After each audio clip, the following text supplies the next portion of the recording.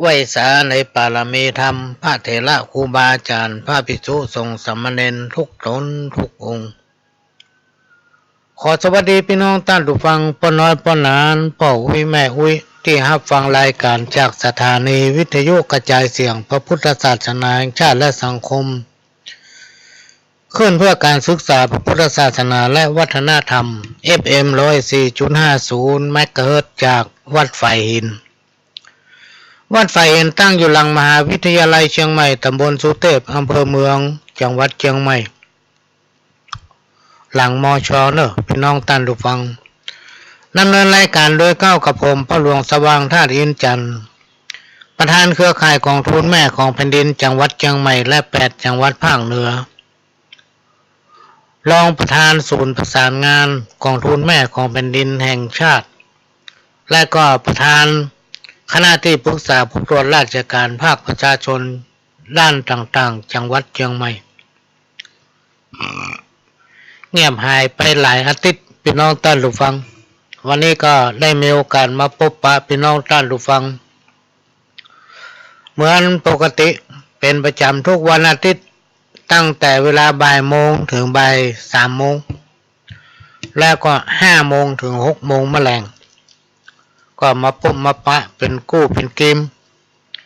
กับพ่ออุ้ยแม่อุ้ยครูบาอาจารย์เถระที่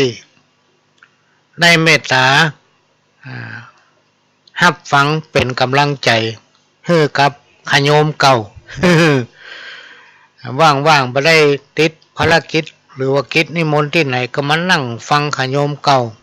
ฟังผู้นานจมดีกว่าอีหรอ ก็ต้องไหว้สากราบขอบพระคุณหายไปเมินพี่น้องท่านผู้ฟังหลายทิศละ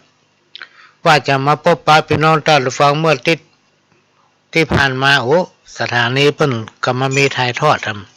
ำแล้วก็ต้องขอสุมาภัยกับอาจารย์วันลบนามวงพรมซึ่งได้แจ้งข่าวขอเชิญประหลวงไปร่วมงานจำไม่ได้แต่ว่างานหนึ่งเป็นกิจกรรมเปิดเครือข่ายศูนย์ประสานงานสถานีวิทยุของวัดพระธาตุดอยสุเทพพอดีประหลวงมีภารกิจติดไปเป็นวิทยากรพี่น้องได้ฟังมาประทันก็ต้องขอสุมาภัยกับอาจารย์วันลบนามวงพรมมัคคทายกของวัดดอยสุเทพโดยส่งไลน์ไปละแต่เขารู้ว่าอาจารย์วันลบนั้นรักฟังอยู่ แอบฟังอยู่เขาอย่างมาอู้พล่ำเรือก็เป็นรายการที่ได้รับการอนุเคราะห์เมตตาจากทางต้านผู้อำนวยการสถานีวิทยุวัดไฟหินโดยต้านผู้อำนวยการสถานีหลวงพ่อพระครูสมุพิศวัตรวรกิจโจได้การอนุเคราะห์เมตตาขโยมเก่ามาอู้มาเอ่ยกับพี่น้องท่านผู้ฟังเป็นกู้เป็นเกมกันนะเพื่อหายเหงาอีพ่อไอแม่ถึงมีอย่างมีกระตาเอี้ยก็หลวงนี่หรอกันไปได้ฟังอยู่ในตึงม่วนกินข้าวก็ตึงบัลลัมมีอยู่ช่วงหนึ่งพี่น้องท่านผู้ฟังสถานีวิทยุต้องระงับการให้บริการเพราะว่าเปิ้นนำเอาเครื่องไปตรวจที่กรุงเทพมันมีเป็นปีนะต้องขออนุญาตเปิ้นต่อเครื่องไปตรวจว่าสภาพมันดีก็อย่างใดพี่น้องท่านผู้ฟังการทนุบำรุงเนี่ยบางทีปลั๊กไฟสายไฟต้องเดินใหม่ตลอดนะพี่น้องท่านผู้ฟังปลั๊กไฟนะถ้าใจเสียบแล้วถอดข้างที่3นี่เป็นกำขว้างนะ ที่หูอย่างนี้ได้นี่เพราะว่ามีเจ้าหน้าที่ของสถานีมีอยู่ครั้งหนึ่งนะครับการอนุเคราะห์เมตตาจากทางสถานีวิทยุของวัดไฟหินนี้ก็ได้มีเจ้าหน้าที่เปิ้นมาที่บ้านมอนมาแล้วนะเรื่องเก่าหลายปีแล้วพี่น้องท่านผู้ฟัง ตั้งแต่วันนั้นมาถึงหู้ว่ามันต้องมีการทนุบำรุงปลั๊กไฟเฮาอันใดก็เป็นอันบดีนะดึงขว้างหมด โอ้ถูกได้เสาะใหม่มาใส่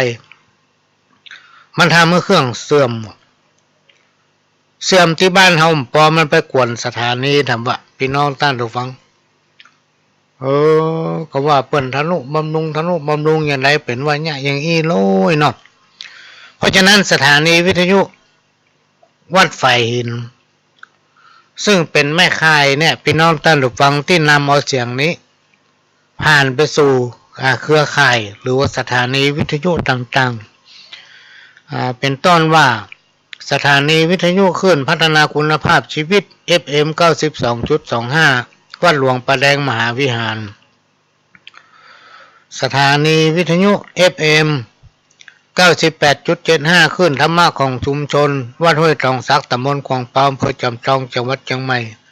สถานีวิทยุมนต์เสียงธรรม 106.25 วัดบุพารามอำเภอแม่แจ่มจังหวัดเชียงใหม่และทำลายสถานีวิทยุของวัดไฟหินเนี่ยก็เป็นแม่ข่ายที่นำเอาเสียงธรรมะเอาเสียงธรรมที่คาดหามาว่ามันมีประโยชน์สมควรแก่การรับฟังและได้ประโยชน์ได้สาระก็สรรหาสิ่งดีๆมาเปิดมาออกอากาศให้พี่น้องท่านผู้ฟังได้รับฟังกันพร้อมกันนั้นได้ลิงก์สัญญาณเอาเสียงนั้นไปยังสถานีต่างๆถือว่าเป็นแม่ค่ายพี่น้องท่านผู้ฟังซึ่งเฮาทั้งหลายที่เป็นเจ้าของสถานีเนี่ยได้บุญเหมือนกันทั่วหน้าพี่น้องท่านผู้ฟังสถานีวิทยุวัดไฟหินที่เฮาทั้งหลายได้ช่วยกันทนุบำรุง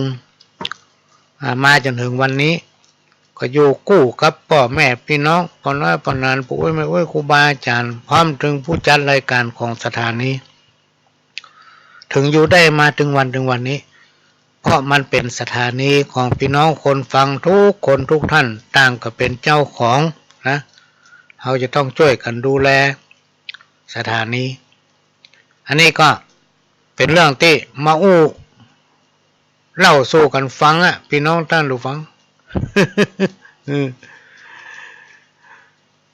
ก็เป็นรายการ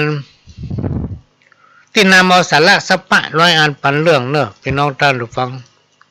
เป็นร้อยเรื่องปันเรื่องพวกมาสู่กันฟังเป็นเรื่องจากประสบการณ์พ่องเป็นเรื่องจากที่ได้ยินได้ฟังจากครูบาอาจารย์จำไว้แล้วก็เอามาถ่ายทอดมาให้พี่น้องท่านผู้ฟังได้ฟังกันไม่ใช่มาสอนเนอะไม่ได้มีเจตนามาสอนมาว่าเพื่อไผ่คนใดคนหนึ่งในความตั้งใจก็คือเอามาแลกเปลี่ยนเรียนรู้เป็นการแลกเปลี่ยนกันบางทีพี่น้องท่านคนฟังเนี่ยท่านมีความรู้นักหนาปาปั้นอย่างครูบาอาจารย์เจ้าทั้งหลายเนี่ยที่ฟังรายการของพระหลวงสว่างเนี่ยครูบาอาจารย์เจ้าทั้งหลายนั้นมีความรู้ความสามารถนักหนาปาปั้นถือได้ว่าเป็นผู้ที่มีภูมิปัญญาเป็นปราชญ์แห่งสงฆ์แต่ก็มาฟังขโยมเก่าอยู่ถือว่าเป็นกู้เป็นเกมกันฮือเกียรติอย่างสูงสุดแต่ที่จริงท่านมีความรู้นักหนาปาปั้นก็เลยกลายมาเป็นว่าเฮามาแลกเปลี่ยนกันพี่น้องท่านผู้ฟังครูบาอาจารย์เจ้าจุตนจุองค์เฮามาแลกเปลี่ยนสิ่งไหนที่ครูบาอาจารย์รู้ก็บอกบอกมาเถอะทางโทรศัพท์ก็ได้หรือจะมาเข้ารายการโดยพ่อหลวงก็ได้โทรศัพท์ก็มี 2-3 เครื่องและสิ่งไหนที่มันผิดพลาดพี่น้องท่านผู้ฟังนี่มันเป็นธรรมดามันต้องผิดพลาดพ่องสี่ตีนยังหู้พะเลิศ จะหู้อย่างไรก็จ้างพี่น้องท่านผู้ฟังความผิดพลาดมาถึงมีเกิดขึ้นเป็นธรรมดาเพราะฉะนั้นก็ต้องขอสมาภัยอันไหนที่ฟังแล้ว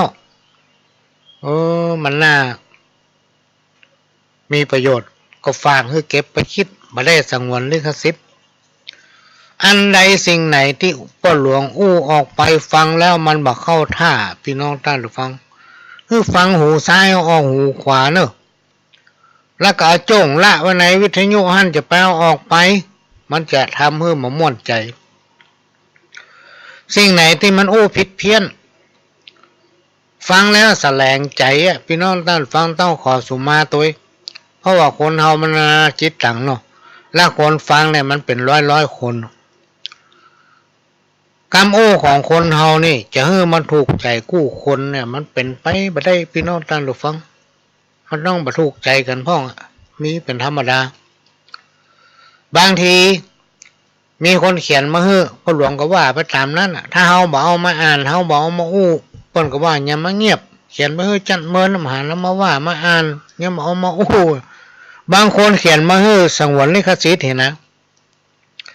เขียนจดหมายให้เฮาห้ามออกชื่อ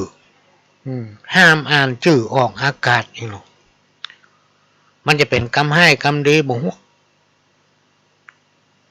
เพราะว่าจิตใจของคนเฮาเนี่ยมันต่างจิตต่างใจพี่น้องท่านฟังบางทีมันมีประโยชน์แล้วมันดีต่อหลายคนแต่มันบัดดีกับคนทำหลายคนเนี่ย เนี่ยเป็นเรื่องปกติธรรมดาที่มันย่อมจะเกิดขึ้นอย่างไรเหียก็ดีพี่น้องท่านผู้ฟังช่วงนี้เป็นช่วงที่เราทั้งหลายจะต้องเพิ่มความระมัดระวังเกี่ยวกับโรค5เนี่ยโรค5สมัยโบราณตะก้อนสมัยเขาเป็นละอ่อนเท่าที่จำได้เนี่ยพี่น้องท่านผู้ฟังเพิ่นว่าโรค5โรคไวรัสโควิดเนี่ยมันเป็นโรค5สมัยก่อนเนี่ยถ้ามันลงเล้าไก่นะไก่มดเป็นเล้ามีกี่ตัวก็ต้องตายมดถ้ามันลงหางัวหาควายตึ้งบ่เหลือสักอย่างถ้ามันลงที่ไหนบนห้องว่าโรค5กินบ้านกินเมืองมาปัจจุบันเนี่ยมันน่าจะเป็นไปตามกาลสมัยก็เลยเป็นไวรัสโควิด2019มันถึงมันหนีไปไหนพี่น้องท่านผู้ฟังเปลี่ยนไปติ๊กเปลี่ยนไปก็เดี๋ยวก็เป็นอย่างหนึ่งก็เดี๋ยวก็เป็นอย่างหนึ่งนะถ้าไปติดตามข่าวเนี่ยตอนนี้มีคนติดนักขนาดพี่น้องท่านผู้ฟังที่ตายก็มีที่บ่ตายก็มี คนไหนถ้าได้ฉีดวัคซีนบอกว่าจะเป็น2 เข็ม3 เข็มหรือ1 เข็มพี่น้องท่านฟังบัดเจ้ามันมีโอกาสจะติดมันก็ต้องติดอยู่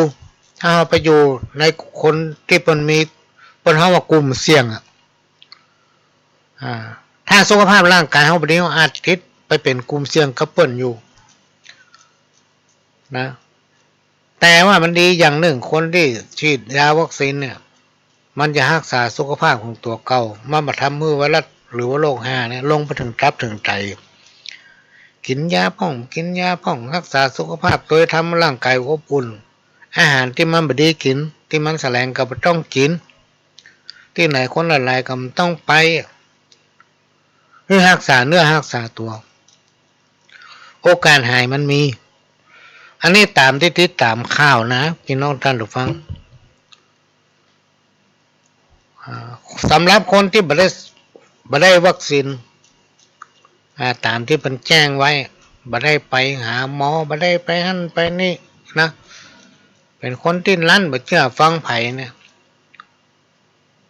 หรือจะลั่นบ่ลั่นอันนี้บ่แน่ใจแต่เฮาติดตามข่าวพอเนี่ยที่กรุงเทพมีคนตายนักขนาดเลยพี่น้องท่านฟังเกี่ยวกับไวรัสโควิดเพราะว่ามันอยู่ด้วยกันนักอยู่ด้วยกันหลายอันยังก็ไปค่อนกันที่หั่นหมด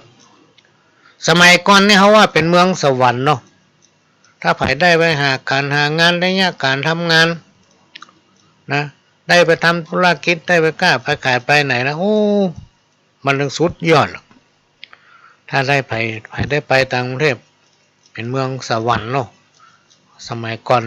เมื่อเขาเป็นละอ่อนแต่ถึงวันนี้พี่น้องท่านผู้ฟังลองติดตามข่าวพอเถอะมันมีเหตุเกิดขึ้น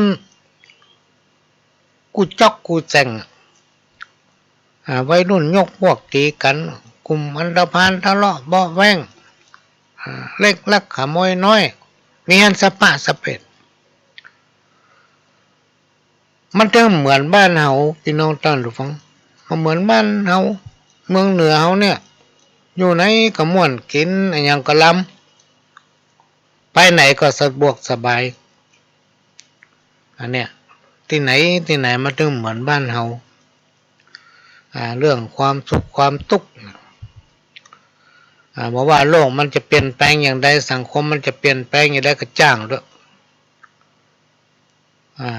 บ้านเฮาเนี่ยมันต้องมีอย่างมาเจ้าถ้าไผมาเอวมาจังใหม่พดมาทางบ้านเฮาเนี่ยเมืองเหนือเฮาบอกว่าจังหวัดไหนบ้านไหนมันม่วนอกม่วนใจพี่น้องท่านผู้ฟัง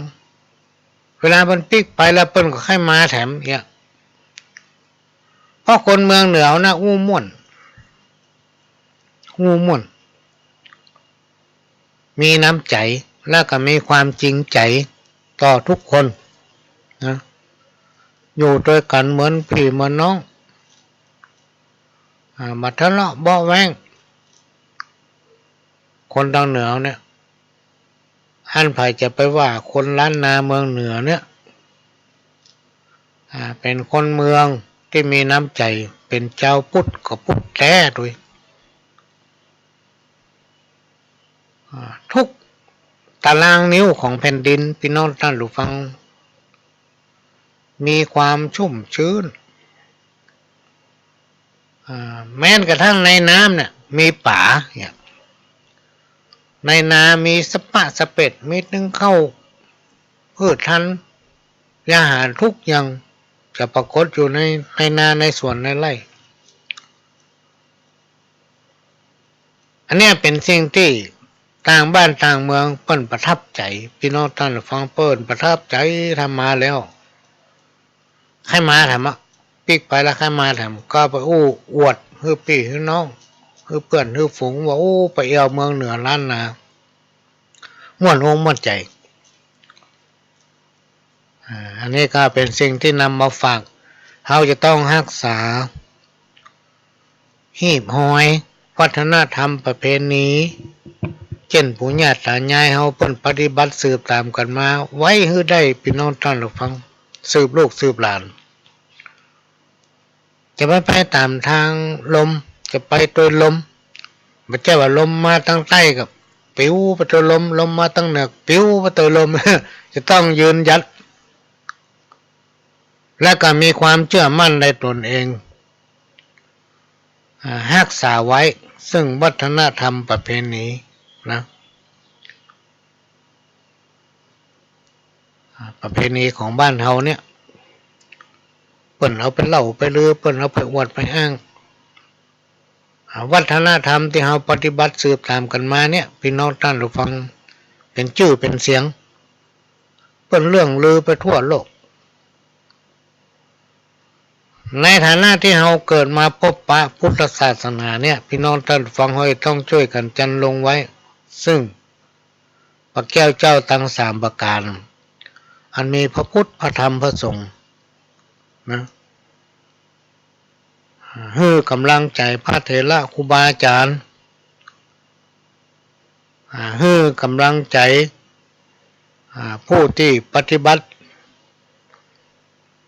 ศีลธรรมหรือว่านำเอาวิถีธรรมวิถีพุทธเข้าสังคมชุมชนหมู่บ้านเราจะต้องช่วยกันพี่น้องท่านผู้ฟัง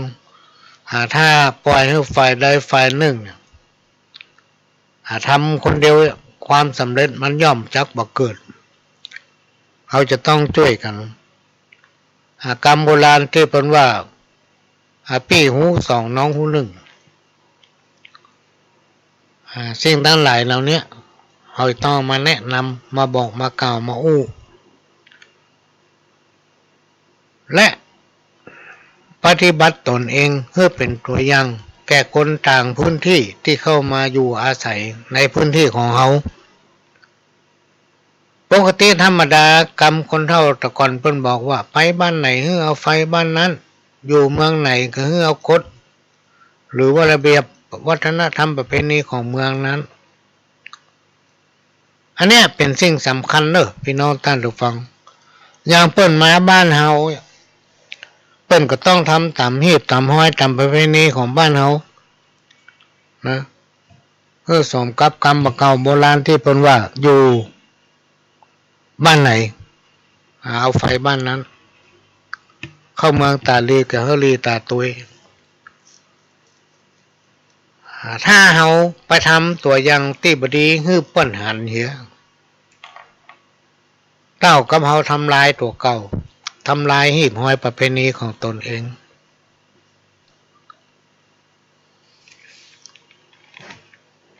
เดี๋ยวเนอะพี่น้องท่านฟังรู้สึกว่าอย่างหูมันดังว่างว่างไล่ปิดกันมีคนถามเมื่อ2 อาทิตย์ผ่านมาเนี่ยไปไหนมาจัดรายการมาลั่งอย่าเป็นโควิดไปละก้าโอ้มันมาทางบ้านปหลวงนี่มันวิทย์ไปเหรอมันวิทย์ไป โรคโควิดไวรัสเนี่ยพี่น้องท่านผู้ฟังมันกลัวความร้อนเพราะฉะนั้นพี่น้องท่านผู้ฟังก็ต้องรักษาสุขภาพและกินของร้อนอาหารก็เพื่ออุ่นก่อนแล้วเอามากินน้ำก็ให้กินน้ำอุ่นเนอะพี่น้องท่านผู้ฟังมันชอบความเย็นมันชอบความเย็นมันกลัวความร้อนวันนี้ก็อาจจะมาเกินเรื่องปฏิทินปีใหม่เมืองเหียน้อยมันเป็นปีขานเนาะแต่จะอู้ฟังน้อยเดียวไว้เสาร์หน้าอาทิตย์หน้าก็จะมาอู้น่าจะเป็นอาทิตย์ตอนเย็นก็จะนำเรื่องปีใหม่เมืองเนี่ยมาอู้พอดีพี่น้องท่านผู้ฟังได้มีโอกาสได้หนังสือของร้านประเทืองเข้ามาอ่านมันเข้าท่าก็ว่าปีนี้จะขานล่องวันพฤหัสที่14 เมษายน 2565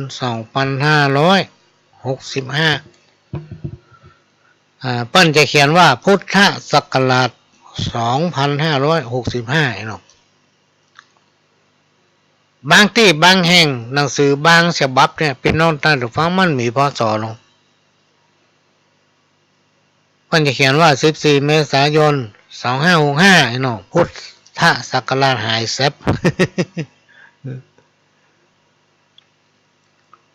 และบางที่บางแห่งพี่น้องท่านผู้ฟังมีวันหนึ่งปหลวงได้มีโอกาสนั่งรถกับคนที่เคารพนับถือท่านหนึ่งเปิ้นอยู่กับสมเด็จเนาะไปผ่านสถานที่แห่งหนึ่งเปิ้นมีป้ายตัวจัดใหญ่ตั้งบนเป็นภาษาอังกฤษตั้งลุ่มเป็นภาษาไทยพอคนที่นั่งโดยมาเหลือบไปหันเข้าใส่พี่น้องตรงนั้นแทนที่จะเอาภาษาไทยไว้ทางบนไว้ทางบนวะอันนี้ดันเอาภาษาอังกฤษไว้ทางบนล่าภาษาไทยไว้ทางลุ่มหาว่ามือเกียรติ บ้านเราตัวเก่าเนี่ยก็มีอย่างวันเดือนปีเนี่ยพี่น้องท่านผู้ฟังตอนเมินมาละประเด็นนี้เริ่มปิกกลับคืนมาละอย่างวันเดือนปีเนี่ยอย่างสมมุติว่าวันที่14 เมษายน พุทธศักราช 2565ประเด็นนี้เริ่มมีพศละบางที่บางแห่งนี่มี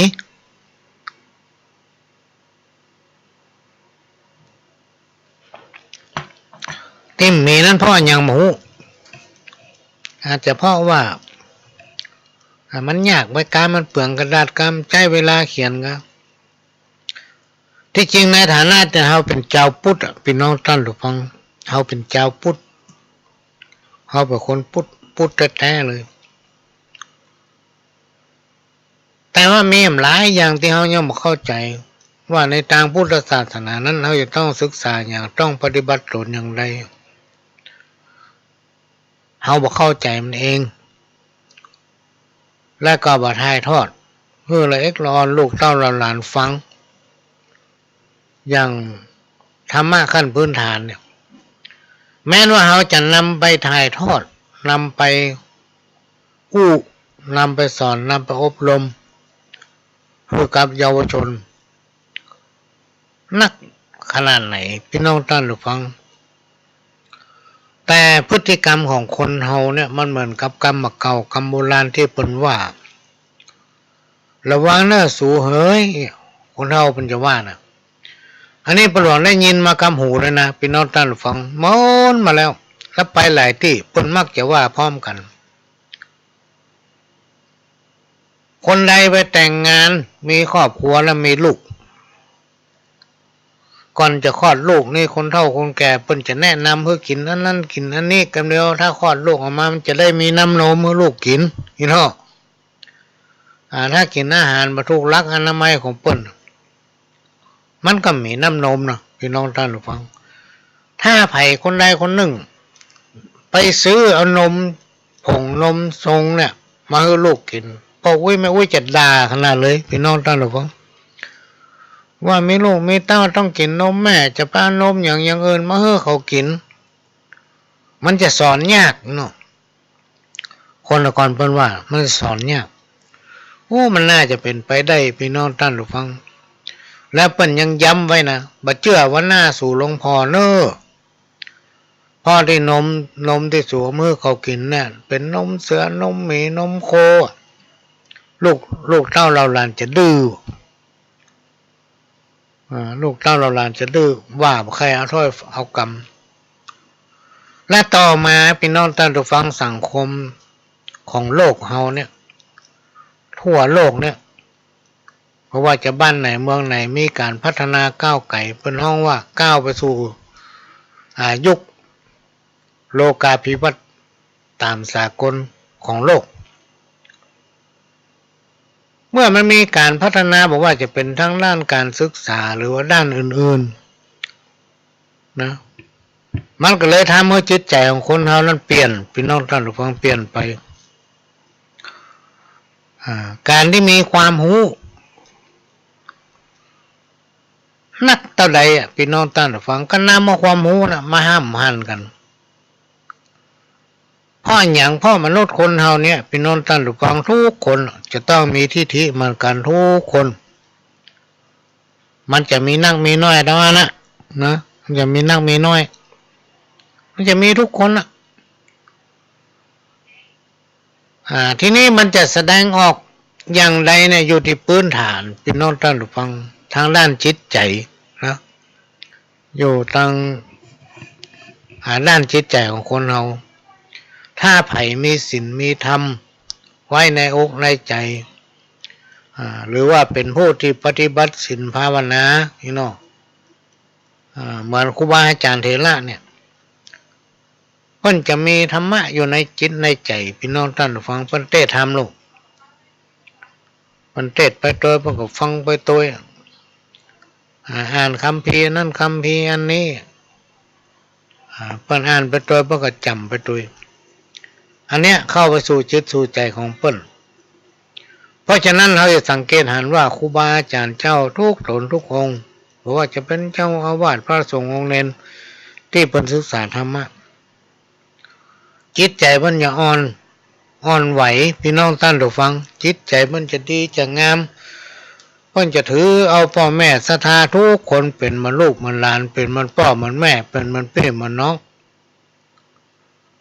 นะเพราะจิตใจเพิ่นงามปัญหาสังคมที่มันเกิดขึ้นถึงวันเนี่ยพี่น้องท่านฟังไผ่ลองติดตามข่าวพอเถอะเพราะอย่างพ่อมันไล่จากศีลธรรมคุณธรรมจริยธรรมมันมีอยู่ในอกในใจแม้แต่คนเฒ่าคนแก่ผู้สูงวัยเนี่ยแต่ว่านี้พ่อหลวงติดตามข่าวฟังข่าวมีกลุ่มหนึ่งเป็นกลุ่มเยาวชนเนี่ยนั่งกินเหล้ากันเป็นวงเปิดวิทยุเสียงดัง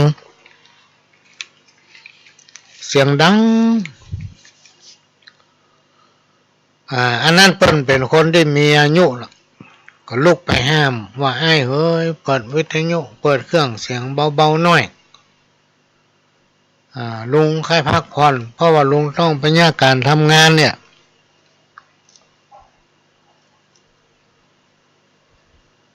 ปากันโคตรฮือเปิ้นพี่น้องท่านหลุฟัง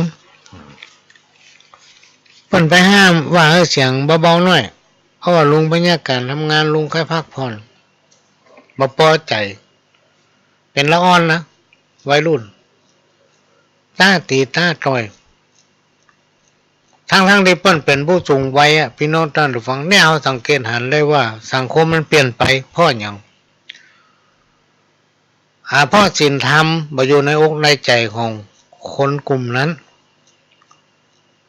ธรรมดาคนเฮาถ้ามีใจอบอ้อมอารีมีศีลมีธรรมเนี่ยพี่น้องท่านผู้ฟังอยู่ในมันก็ม่วนหรอกเพราะว่าจะนั่งจะนอนจะยืนจะเตียวไปนั่นไปนี่มีอย่างกระทบกระทั่งน้อยก็อภัยให้กันเฮียสิ่งไหนที่มันบอกเป็นกล่าวเนี่ยเราก็ต้องมาคิดอันไหนที่มันดีก็เอามาปฏิบัติอันไหนที่มันดีก็จ้องไว้ให้อันนี้ไผ่บอกคือไผ่ตึงมาได้จะมีเรื่องอะไรอ่ะถ้าบอกก็จะมีเรื่องจะไปเสือกเนี่ยจิตใจของคนในยุคปัจจุบันมันน่ากลัวตามความคิดของคนหลายคนที่มานั่งโอ้ถึงพ่อหลวงเนี่ยบอกว่าโอ้จิตใจคนมาเดียวมันน่ากลัวยิ่งกว่าไวรัสเนี่ย ไวรัสนี่ยังรักษาได้พี่น้องท่านผู้ฟังถ้าเขากักตัวไปหาหมอเพิ่นเอายาให้กิน3 วัน7 วันก็ดีขึ้นแล้วแต่โรคของคนเนี่ยที่มันสิงอยู่ในจิตในใจเนี่ยความกระด้างกระเดื่องความรุ่มร้อนที่เป็นห้องว่าทิฏฐิอยู่ในตัวของภัยของมันอันนี้มันรักษาไปได้ฝังอยู่หั่นตลอดทำเมื่อมีเหตุการณ์ที่เรามาน่าคิดเกิดขึ้นถึงวันยังมีอยู่รายหนึ่งได้หันได้ข่าวยายย่าเปิ้นเลี้ยงมาตั้งแต่น้อยฝ่าตีนเจ้าจอดเนี่ยเปิ้นเลี้ยงมาใหญ่ขึ้นมามีครอบครัวก็อยู่กับยายเพิ่นก็สอนถึงวันบอกว่างั้นอย่างนี้บ่ชอบ จังกรรมที่ว่าคนเฒ่าอู้นักปากนักแซมนักละอ่อนบ่หุมเนี่ยมาได้เอากรรมเนี่ยเอาด้ามมีดบุบแม่พี่น้องท่านฟังบุบแม่เว้ยบุบย่าบุบยายจะไปปากนักมันดีนะมันบ่ฆ่าให้ตายหลายคนที่เปิ้นสอนแล้วก็ฆ่าเปิ้นตาย ทั้งที่เป็นผู้ที่มีพระคุณต่อตนเองโดยบ่ฮู้จักบาปบุญคุณและโทษมีนักพี่น้องท่านผู้ฟังเพราะฉะนั้นเป็นสิ่งที่เราต้องหลายจะต้องช่วยกันละรณรงค์ไว้และนำเอาวิธีพุทธวิธีธรรมเนี่ยเข้าสู่บ้านสู่จองนะ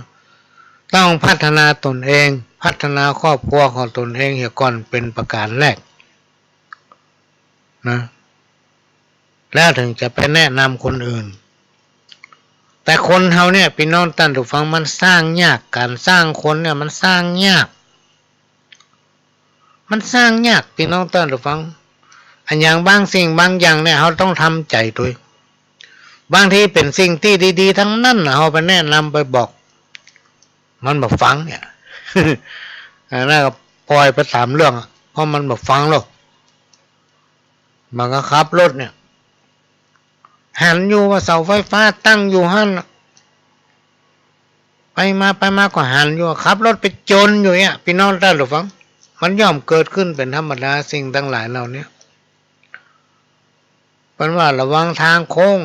มันบ่เชื่อขับปุ้งลงเหวเนี่ย อันเนี้ยเป็นสิ่งที่มันเกิดขึ้นกับคนเราบางทีสิ่งนั้นมันบ่ดีแต่เฮาไปบอกมันกลับกลายเป็นได้เพี้ยไปแทนที่จะได้ดีโอ้ยินดีเนอะที่บอกกล่าวผมหลายๆคนพี่น้องท่านผู้ฟังเวลาเขาบอกไปว่านี่บ่ถูกเลยกลับกลายเป็นว่ามันไม่ใช่หมู่เฮาอย่างมั้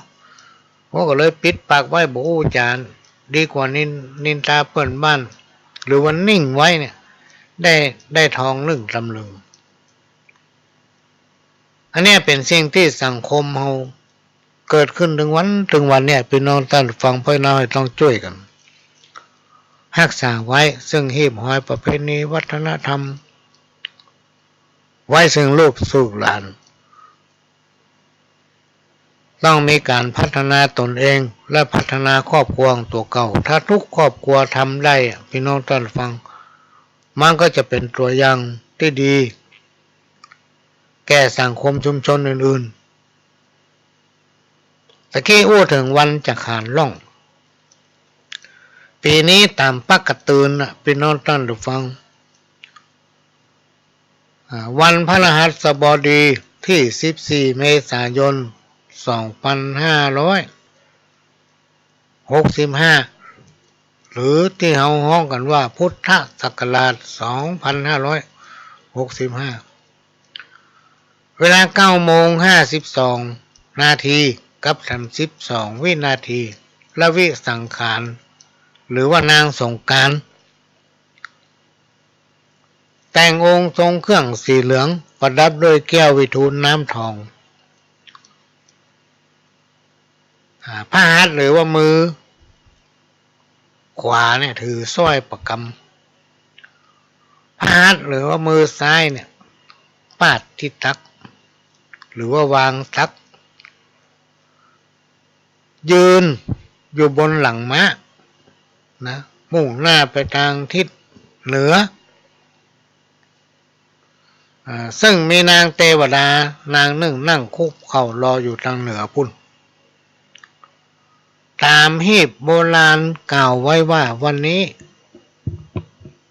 วันจะขานล่องทุกบ้านทุกเรือนจะมีการปัดกวาดถูบ้านเพี้ยวห่อเรือนร้านค้าร้านอาหารต่างๆให้สะอาดสะอ้านให้มันน่าอยู่หลายๆคนอู้ว่าคนสมัยก่อนปะหลวง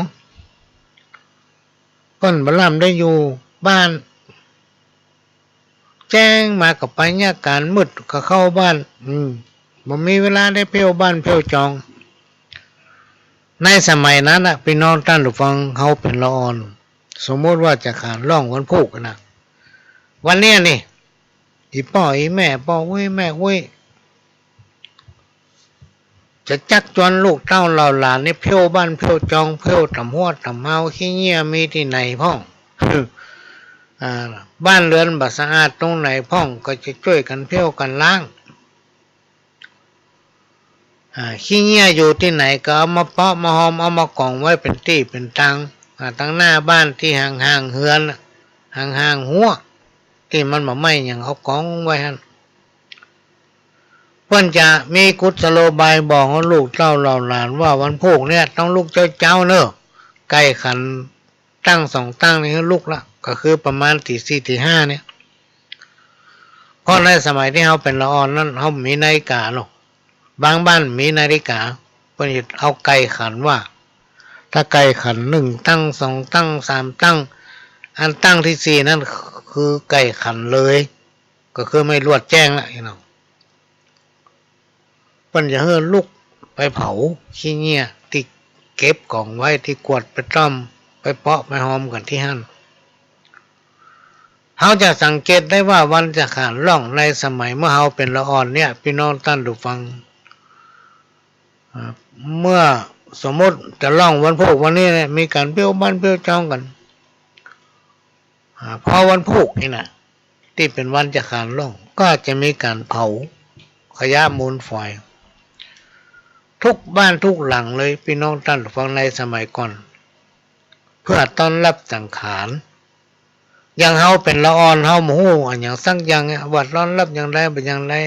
เฮาก็ไปพ่ออีป้อยแม่ปู่ย่าตายายเพิ่นอย่าบอกร้องพ่อเนอะก็เดี๋ยวจังขานมันนี่ล่องมาทางนี้ นั่งท่าพอทอดแจ้งบางคนก็ว่าหันบางคนก็ว่าบ่หันแต่เฮาก็เคยหันสักเตือนอันนี้ก็เป็นเรื่องที่นำมาเล่ามาโอ้สู่กันฟังพี่น้องท่านผู้ฟังแล้วก็จะมาโอ้ถึงปีใหม่เอา วันเสาร์หน้าก็แล้วกันเพราะวันนี้กำลังได้หนังสือมาอ่านนี่ยังอ่านมาเข้าใจแล้วนะ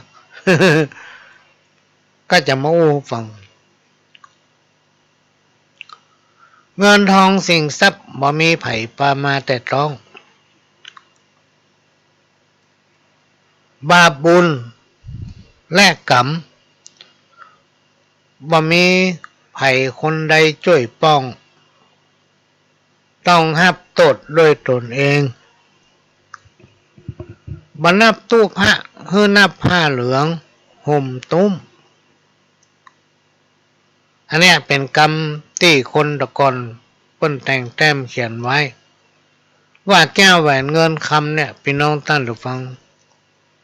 บ่มีไผปามาตั้งแต่เกิดบ่ใช่ว่าเกิดมาเอาปกเงินปกคำออกมาตัวบ่ใช่พอใหญ่ขึ้นมาเนี่ยพี่น้องท่านผู้ฟังห้อยต้องมีความขยันหมั่นเพียรจะต้องแยกการง่ายๆจะต้องทำอย่างใดอย่างหนึ่งถึงจะมีสตางค์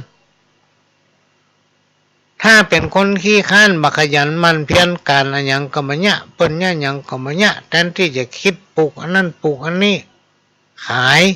เพื่อเอาเงินมาจ่ายมาใจกินก็ได้กินสตางค์ก็ได้บักคิดทำกินแล้วนอนนอนแล้วกินบรรยากาศทำงานบักคิดหาว่าจะต้องได้สตางค์มาจากไหนคนประเภทเนี้ยถ้าไผ่ทำปฏิบัติตนอย่างนี้พี่น้องท่านผู้ฟังโอกาสที่มีสตางค์มันถึงมีเพราะบักคิดหารายได้บรรยากาศทำงานเอาเวลาไปกว้างแล้วเวลาเขาแก่เขาเฒ่าอายุนักไปเนี่ยพี่น้องท่านผู้ฟังเขาอย่างมากินเขาไปได้สั่งสมไว้อันนี้เป็นกรรมกุศโลบายที่ครูบาอาจารย์คนเฒ่าคนแก่เปิ้นแต่งแต้มเขียนไว้ว่าเงินทองสิ่งทรัพย์บ่มีไผปามาแต่ต้องเขาจะต้องหิ้หาเอาเองต้องขยันมันเพียรมันจะมีกินมีใจเปิ้นก็คนเฮาก็คนเปิ้นยังมีเฮาก็ต้องทำได้อย่างเปิ้นทำประการหนึ่งบาปบุญคุณและโทษบ่มีไผช่วยปกป้องได้พี่น้องท่านผู้ฟังคือไผทำอย่างใดได้อย่างนั้นนะไผฮับแทนไผก็ตึงบ่ได้บาปบุญคุณและโทษเนี่ยหลายคนบ่เชื่อพี่น้องท่านผู้ฟังแม้แต่พระหลวงเองเนี่ยสมัยก่อนพระหลวงก็บ่เชื่อนะพอหันด้วยสายตาตัวเก่าว่าคนนั้นมันถึงบ่ดีเสียงอย่างกำหันมันเป็นอย่างสักอย่าง มันบ่ไปเนี่ยการไหนอยู่ดีสบายวันดีคืนดีหอมพริกขึ้นเลยพ่ออย่างมาลาบชิ้น ก็มากันยำจิ้มไก่ได้กินดีแล้วทางนี่ปฏิบัติตัวมาดีในช่วงนั้นพี่น้องท่านผู้ฟังเฮายังหนุ่มกำลังน้อยบ่ได้ศึกษาบ่ได้มีประสบการณ์ชีวิตเฮาก็เลยบ่ค่อยเชื่อบาปบุญคุณและโทษว่ามันมีแต่กับบ่แต่พี่น้องหมอนั้นมันบ่ดีเสี่ยงอย่างแต่ก็หันมันเป็นดีขึ้นติ๊กๆในที่สุดต้องประสบด้วยตนเองสิ่งทั้งหลายที่กล่าวมาเนี้ยบาปบุญคุณและโทษเนี่ยพี่น้องท่านผู้ฟังมันเป็นเงาติดตามตัวเฮากรรมที่ครูบาอาจารย์กล่าวไว้ว่าไปทำอย่างใดได้อย่างนั้นอันเนี้ยมันมีเป็นความจริงเนอะพี่น้องท่านผู้ฟังบางทีเฮาบ่เคยญาติหยังไผสิ่งที่มันเกิดขึ้นกับเฮานั่นเป็นกรรมเก่าที่มันติดตามมาถ้าเราได้ทำบุญสุนทานได้ปฏิบัติตนไปในทางที่ดีหมายถึงว่าอันนี้ดีอันนี้บ่ดีบ่ไปเบียดเบียนไผสิ่งตั้งหลายเหล่านี้จะมาช่วยกดเกื้องบ่ให้อุบัติภัยหรือสิ่งเลวร้ายทั้งหลายเนี่ยพี่น้องท่านผู้ฟังมาเกิดขึ้นกับตัวเฮาแม้นว่ามันมาบังเกิดจากนักก็จะกลายเป็นเบาอย่างนี้เป็นต้น นาบุญเนี่ยมันมีแต่ยกตัวอย่างง่ายๆอย่างเมื่อกี้วันที่ผ่านมาเนี่ยมีญาติทำคนหนึ่งเป็นพี่เป็นน้องกันเนี่ยรถไปโจรนะพี่น้องท่านผู้ฟังเป็นลูกเป็นหลานละรถการจัดใหม่แหงมันดีเนาะจะด้วยความประมาทหรือว่าเป็นข้อกรรมจะได้กับหมูเอารถไปจนหัวแล้วมดพี่น้องท่านผู้ฟังรถหัวแล้วเลยนะไปพอแล้วแทนที่มันจะต้องตายพี่น้องท่านผู้ฟังแต่ด้วยกุศลที่มันมีคุณงามความดีคนเฮาเนี่ยมันจะต้องมีข้อดีและข้อเสียพี่น้องท่านผู้ฟังเขาจะต้องเอามาจั่งว่ามันดีนักหรือว่าเสียนักนะอันนี้เป็นสิ่งที่นำมามาเล่าฟังว่าคนที่มีหน้าบุญนักสร้างกรรมดีไว้นักมาก็รอดพ้นจากอุปสรรคกังวลอันตรายนะอย่างคนที่กล่าวมาเนี่ยเอารถไปจนหัวแล้วแทนที่ไม่ต้องตายแต่มันบัดตายพี่น้องท่านฟังเพราะอย่างเพราะมันสั่งสมบุญไว้ตั้งแต่อดีตชาติมาจนถึงปัจจุบันเนี่ยบวชเฮียนกับบวชมาแล้วเองเป็นคนดีของพ่อของแม่เป็นคนดีของพี่ของน้องเป็นคนดีของลูกเต้าเราหลานได้ช่วยในงานสังคมบอกว่าจะเป็นงานในทางพุทธศาสนาและก็งานในทางโลกพ่อแม่ก็ได้ปึ่งได้อิงญาติพี่น้องก็ได้ปึ่งได้อิงกระทำบุญรอดพ้นจากวิกฤตหรือว่าทางตายนี่เป็นต้นอันนี้การมาเล่ามาฟังในสมัยก่อนที่พระหลวงเชื่อนะสิ่งทั้งหลายเหล่านี้พอโดนมากัดตัวเองพ่องแล้วเราเป็นคนรั้นพ่องชอบไปเถียงครูบาอาจารย์ว่ามันจะมีแต่ว่าหลวงพ่อนะก็เฮาบ่เคยไปย่าอย่างไผบ่เคยไปว่าอย่างไผซักเทื่อ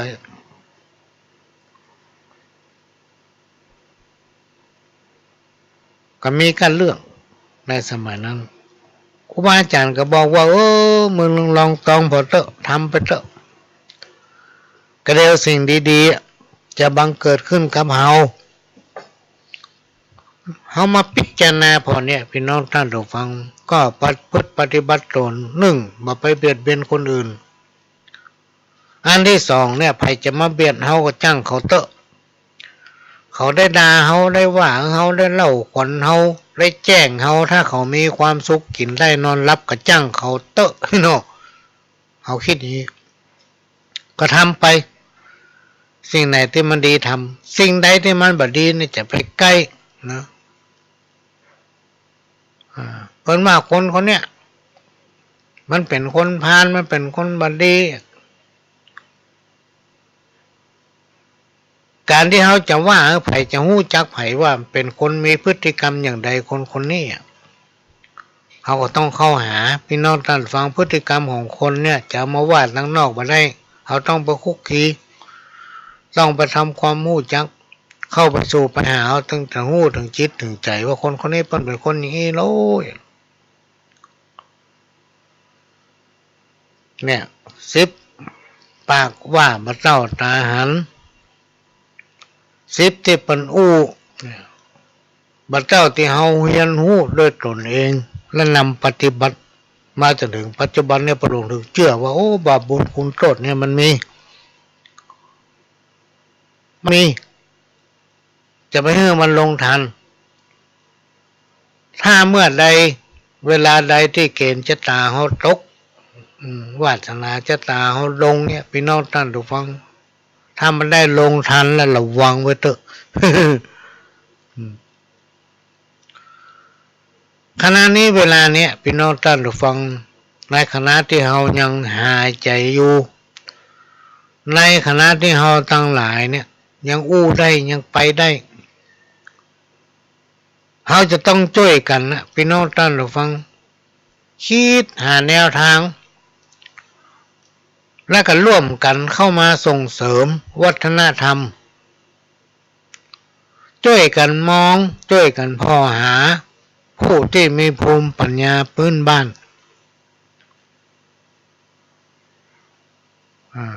ขนบธรรมเนียมประเพณีและศิลปะวัฒนธรรมของไทยเฮานั้นถือได้ว่าเป็นสมบัติที่ล้ำค่าของเจ้าล้านนาเฮาพี่น้องท่านผู้ฟังอันเนี้ยเป็นสมบัติที่มีประโยชน์แล้วก็ล้ำค่าทั้งยังผสมผสานหรือมีความสัมพันธ์กับความเชื่อและค่านิยมซึ่งสิ่งที่กล่าวมานี้เป็นสู้ในการเสริมสร้างความสมัครสมานสามัคคีที่เกิดขึ้นในสังคมชุมชนพี่น้องท่านผู้ฟังวัฒนธรรมประเพณีหีบห้อยเนี่ยอันเนี้ยเป็นหัวใจของการเสริมสร้างความสมัครสมานสามัคคีเอาลองเนาะย้อนนึกไปเถอะพี่น้องท่านผู้ฟังในสมัยโบราณตะก่อนเนี่ยเต้าที่มีคนหูมานั่งโอ้พระหลวงฟังเนี่ยเอาฟังแล้วโอ้มาพิจารณามันมีแต่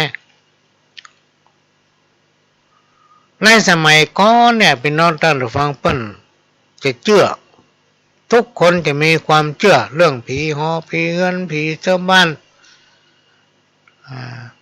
ผีปู่ย่านะยังขากูนมูลเงาเนี่ยอยู่ที่ไหนตั้งใดเนี่ยพอถึงเดือนเก้าวันที่ประเพณีของเปิ้นจะมาหากันหมดเพราะว่าจะไปอยู่ที่ไหนทางใดเขาจะสังเกตโดยพิธีไหว้ของคนจีนพี่น้องท่านผู้ฟังบอกว่าเปิ้นจะอยู่ที่ไหนเปิ้นจะมาหากันนะวันตรุษจีนของเปิ้นเหมือนกับวันปีใหม่เมืองของเฮาเนี่ยทุกปีจะมีการไหว้ผีปู่ย่าไหว้ผีหอผีเฮือนไหว้พ่อไหว้แม่เขามีวัฒนธรรมมีหีบห้อยอย่างนั้นเพราะว่าใครจะอยู่ที่ไหนก็มาในสมัยก่อนเนี่ยลูกเต้าเหล่าหลานไผก็จ้างถ้าไปทำความบดีเนี่ยผีจะมาค้ำมาเขเป็นผอมแห้งแรงน้อยเป็นเหลืองเป็นเปิดกินข้าวบะลำย่าอย่างก็มีความสำเร็จเป็นห้องว่าผีบ้านผีเฮือนผีปู่ย่าผีที่เป็นเก้าบ้านเนี่ยทำโทษลูกเต้าเหล่าหลานคนทั้งหลายมีความเชื่อสืบตามจากปู่ย่าตายายพ่อแม่บรรพบุรุษของตนเองทำเมื่อเกิดความสมัครสมานสามัคคีพี่น้องท่านผู้ฟังอยู่ด้วยกันเหมือนพี่เหมือนน้องพริกบ้านเหนือเกลือบ้านใต้เหมือนกกรรมโบราณที่เป็นกล่าวไว้เราลองเอาสิ่งที่ปู่ย่าตายายเปิ้นปฏิบัติในสมัยนั้นในแต่ก่อน50-60 ปีผ่านมาเนี่ยมาย้อนนึกถึงในยุคปัจจุบันพี่น้องท่านผู้ฟังในยุคปัจจุบันเนี่ยเปิ้นเอากฎหมายเป็นหลักนะเอากฎหมายเป็นหลักไม่ได้สร้างความเข้าใจปลูกฝังจิตใจคนด้วยหีบด้วยหอยนำกฎหมายมาเป็นหลักมันก็เลยมีการฝืนพี่น้องท่านฟังฝืนสิ่งที่เปิ้นห้ามว่าเนี่ยมันผิดกฎหมายข้อนั้นอันนั้นมันผิดกฎหมายข้อนี้ฝืนมันเหมือนสมัยก่อนเนี่ยพี่น้องท่านฟังโอ้เปิ้นทำด้วยใจวัฒนธรรมประเพณีเนี่ยอยู่ในจิตในใจของคนทุกคนไม่ว่าจะญาติอย่างก็ญาติด้วยใจพี่น้องท่านฟังพ่อกับแม่เป็นพระเจ้าองค์แรกของลูกเป็นผู้มีพระคุณต่อลูก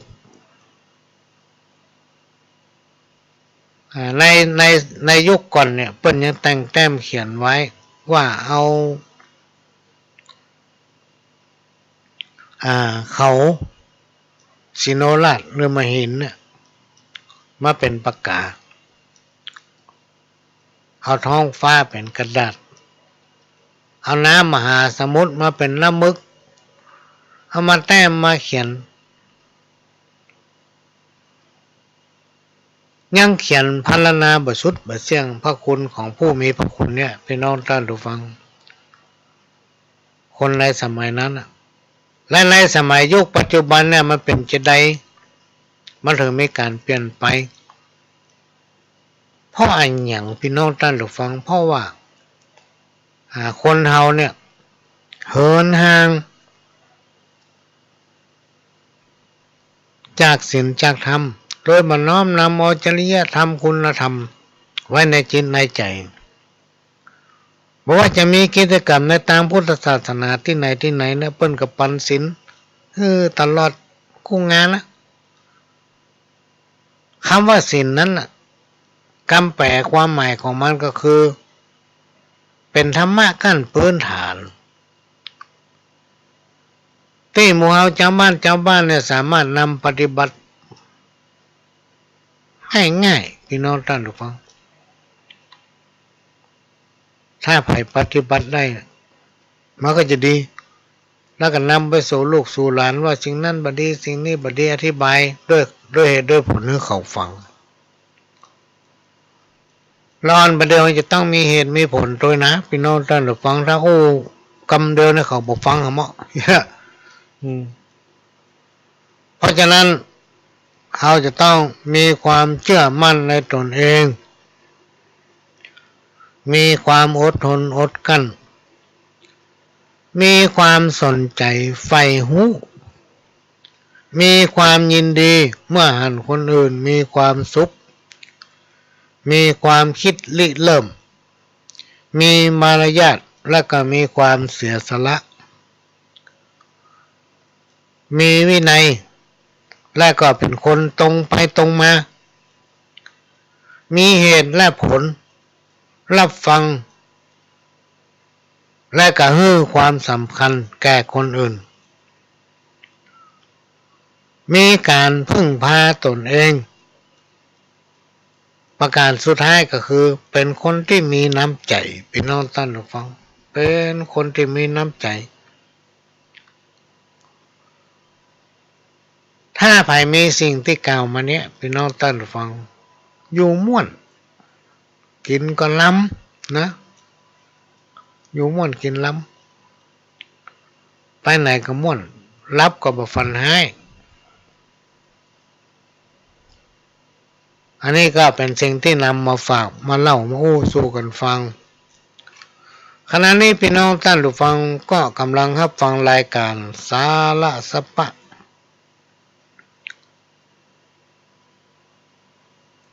จากทางสถานีวิทยุกระจายเสียงพระพุทธศาสนาแห่งชาติและสังคม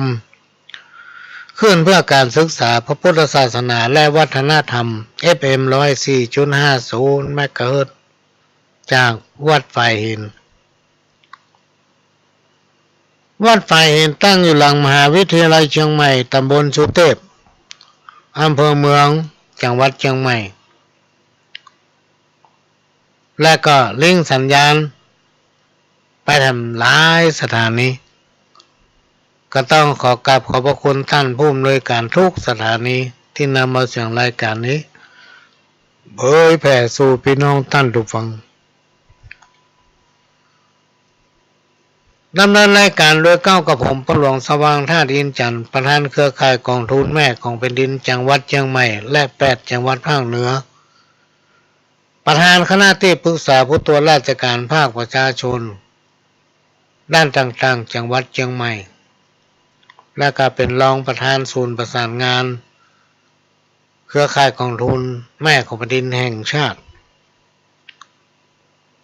ก็มีโอกาสนะครับการอนุเคราะห์เมตตาจากหลวงพ่อพระครูสมุวิศวัตรวรกิจโจท่านผู้อำนวยการสถานีได้เมตตาให้เวลามาพบปะพี่น้องท่านผู้ฟังเป็นประจำทุกวันอาทิตย์2 ชั่วโมงตั้งแต่เวลาบ่ายโมงถึงบ่าย3แล้วก็ให้เวลาเป็นกรณีพิเศษทำ1 ชั่วโมงก็คือ5 โมงถึง6 โมงแมลง หลังจากนั้นก็ไปป้ากันทุกวันเสาร์ตั้งแต่เวลา4 โมงถึง6 โมงแมลงทุกเสาร์แต่มีวันเสาร์ที่ผ่านมาคือตะวันเนี่ยพี่น้องท่านผู้ฟังมีภารกิจ บ่ได้พบปะกับพี่น้องท่านผู้ฟังสักกรรมก็เลยลาไปบอกคือทางท่านผู้อำนวยการว่าโอ้ขออย่างแทนคำเตอมีภารกิจหลายคนมาหูโทรมาถามเป็นโควิดละก้าไปกักตัวที่ไหนเนาะมาเป็นโควิดมันวิดไปมันดึงมาใกล้มันกลัวความร้อนอ้าวกรรมเก่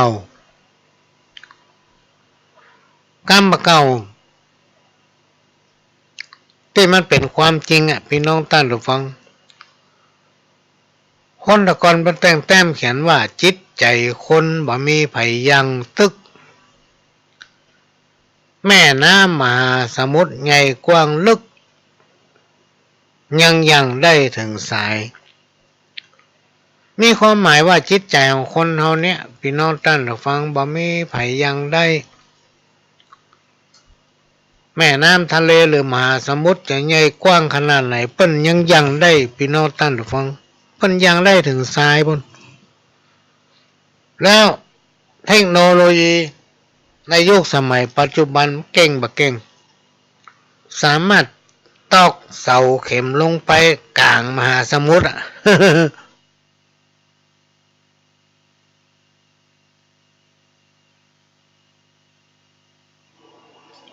สร้างสะพานข้ามกลางมหาสมุทรเนี่ยเก่งบ่เก่งด้วยภูมิปัญญาของคนเราด้วยการศึกษา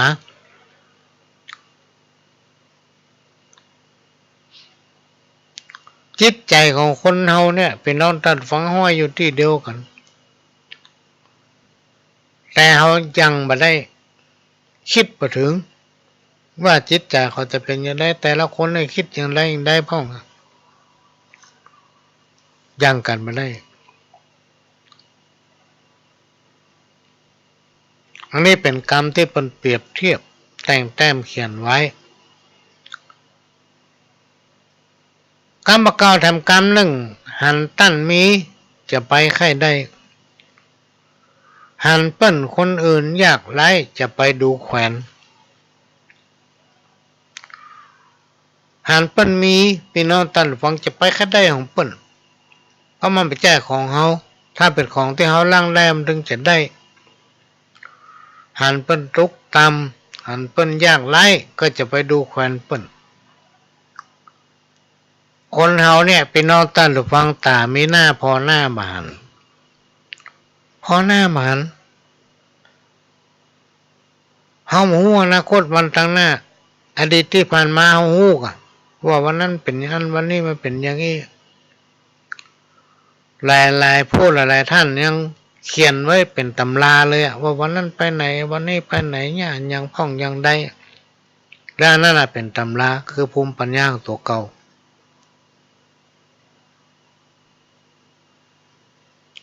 ถ้าหันไผ่ที่เป็นตกต่ำตกอับสิ่งไหนที่เขาช่วยได้เขาควรช่วย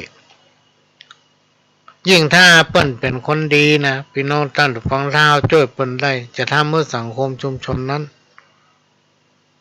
ดีขึ้นตามลำดับในสังคมใดก็ตามถ้ามีคนดีนักพี่น้องท่านฟังคนดีเนี่ยมันแม่นเสี่ยงถึงบ้านละแต่ว่าคนเสียสละบำเพ็ญตนให้เป็นประโยชน์ต่อคนอื่นนักเนี่ยมันหายากคนดีไปที่ไหนก็มีก้าคนดีแต่คนที่เสียสละเนี่ยมันหายากเราจะต้องช่วยกันรักษาไว้ซึ่งผู้ที่มีความเสียสละและเป็นคนดีของสังคมชุมชนถ้าเราช่วยเขาทนุถนอมมาก้าวประคุดเม็ดเพชรพี่น้องท่านผู้ฟังฝังอยู่ในดินเนี่ยถ้าเราบอกมาคัดมาล้างบอกมาเช็ดมาถูเราบอกว่าเป็นเพชรหรือว่าเราว่าเป็นเพชร มันก็แบบใส่มาเงาเราต้องมาคัดมาล้างมาถูยิ่งในช่วงปัจจุบันเนี่ยเป็นช่วงที่เราต้องมาช่วยกันขุดเอาเพชรออกมาจากโคลนเอามาคัดมาล้างพี่น้องท่านฟังเพื่อมันมีสง่าราศีหันแสงหันเงา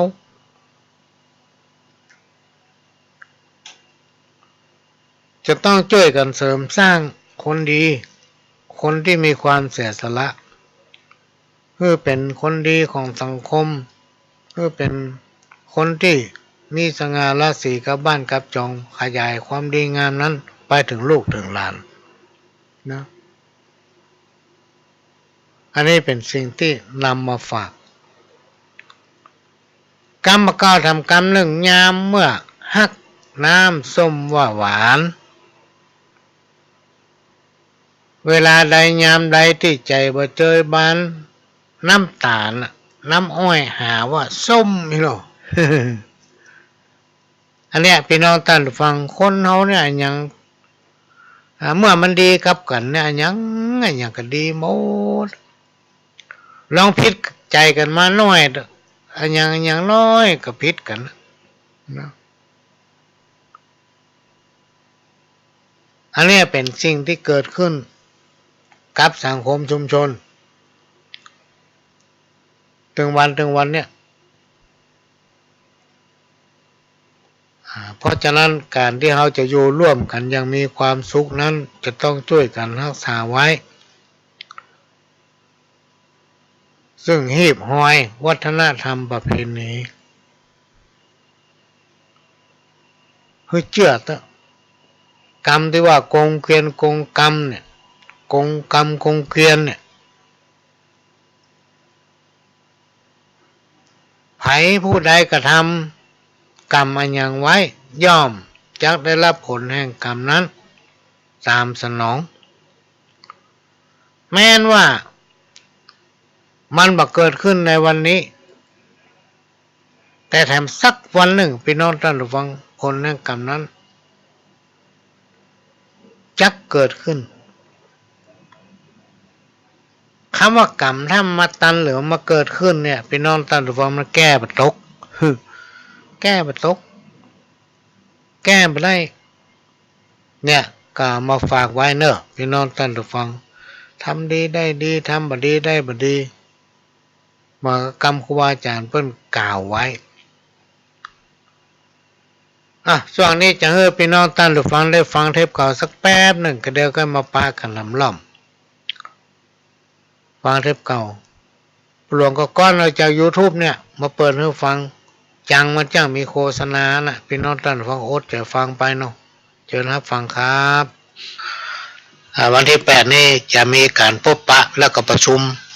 ร่วมกับราชการส่วนต่างๆพี่น้องท่านฟัง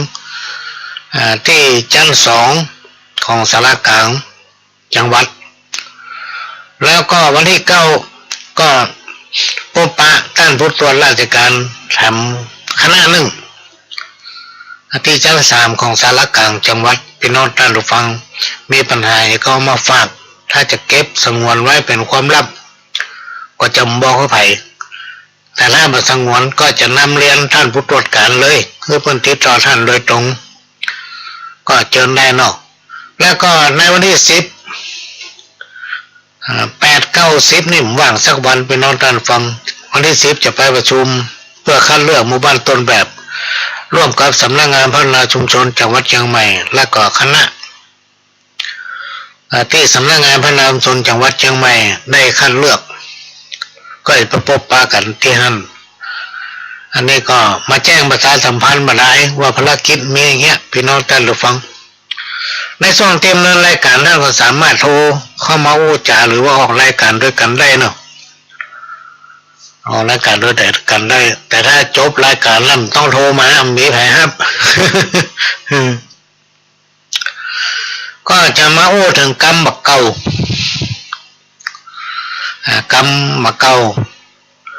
ที่คนเฒ่าคนแก่คนสมัยก่อนเปิ้นว่าไว้กรรมบักเก่ากรรมแรกดาบอยู่ในฝักดาบหรือว่า มีดยาวอ่ะ อยู่ในฟักลวกอยู่ในใจมุมแหลมเพียงใดให้บ่ฮู้ได้หันปั้นบาจาก้มหน้ามุดมูอย่าได้กล่าวอู้ดูแขวนเศษผ้าขี้ริ้วอาจจะปกเงินแสนเพียงแต่บ่แม้นหันเจ้าอันหันเจ้าอัน อันนี้ก็เป็นการที่เป็นกุศโลบายพี่น้องท่านผู้ฟังเป็นสุภาษิตคติเตือนใจเหมือนกันแต่เป็นข้าวกล้อมดาบอยู่ในฟักลวกอยู่ในใจโบราณเพิ่นว่าดาบคมเนี่ยเอาไว้ในฟักอย่าไปมาโชว์จะไปถอดเพื่อปัญหาเขาจะลวกขนาดไหนเนี่ยคือเก็บไว้ในใจท่านพี่น้องท่านผู้ฟังคนดังนอกจะพอโมโหว่ามันมุ่มมันแหลมเพียงใดนะอันนี้เป็นกรรมที่เป็นกุศโลบายว่าหมอเนี่ยมันจะลวกนักลวกน้อยเขาต้องไปวัดลวกหรือปัญหาเปิ้นก็จะวัดค่าเขาไปได้ไงพ่อบอกออกไผ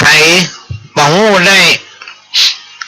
หันเปิ้นบาจาก้มหน้ามุดมูอย่าเลยเก่าหูดูแขวนเศษผ้าขี้ริ้วอาจปกเงินแสนเพียงแต่บ่แม้นหันเจ้าอันเรื่องมันมีนะพี่น้องกันผู้ฟังในสมัยก่อนหลายสิบปีมาแล้วมีพ่อเลี้ยงคนหนึ่งห้องพ่อเลี้ยงพ่อหูหรอก เอาเงินห่อตองกล้วยแห้งพี่น้องท่านผู้ฟังโอ้เป็นล้านอ่ะ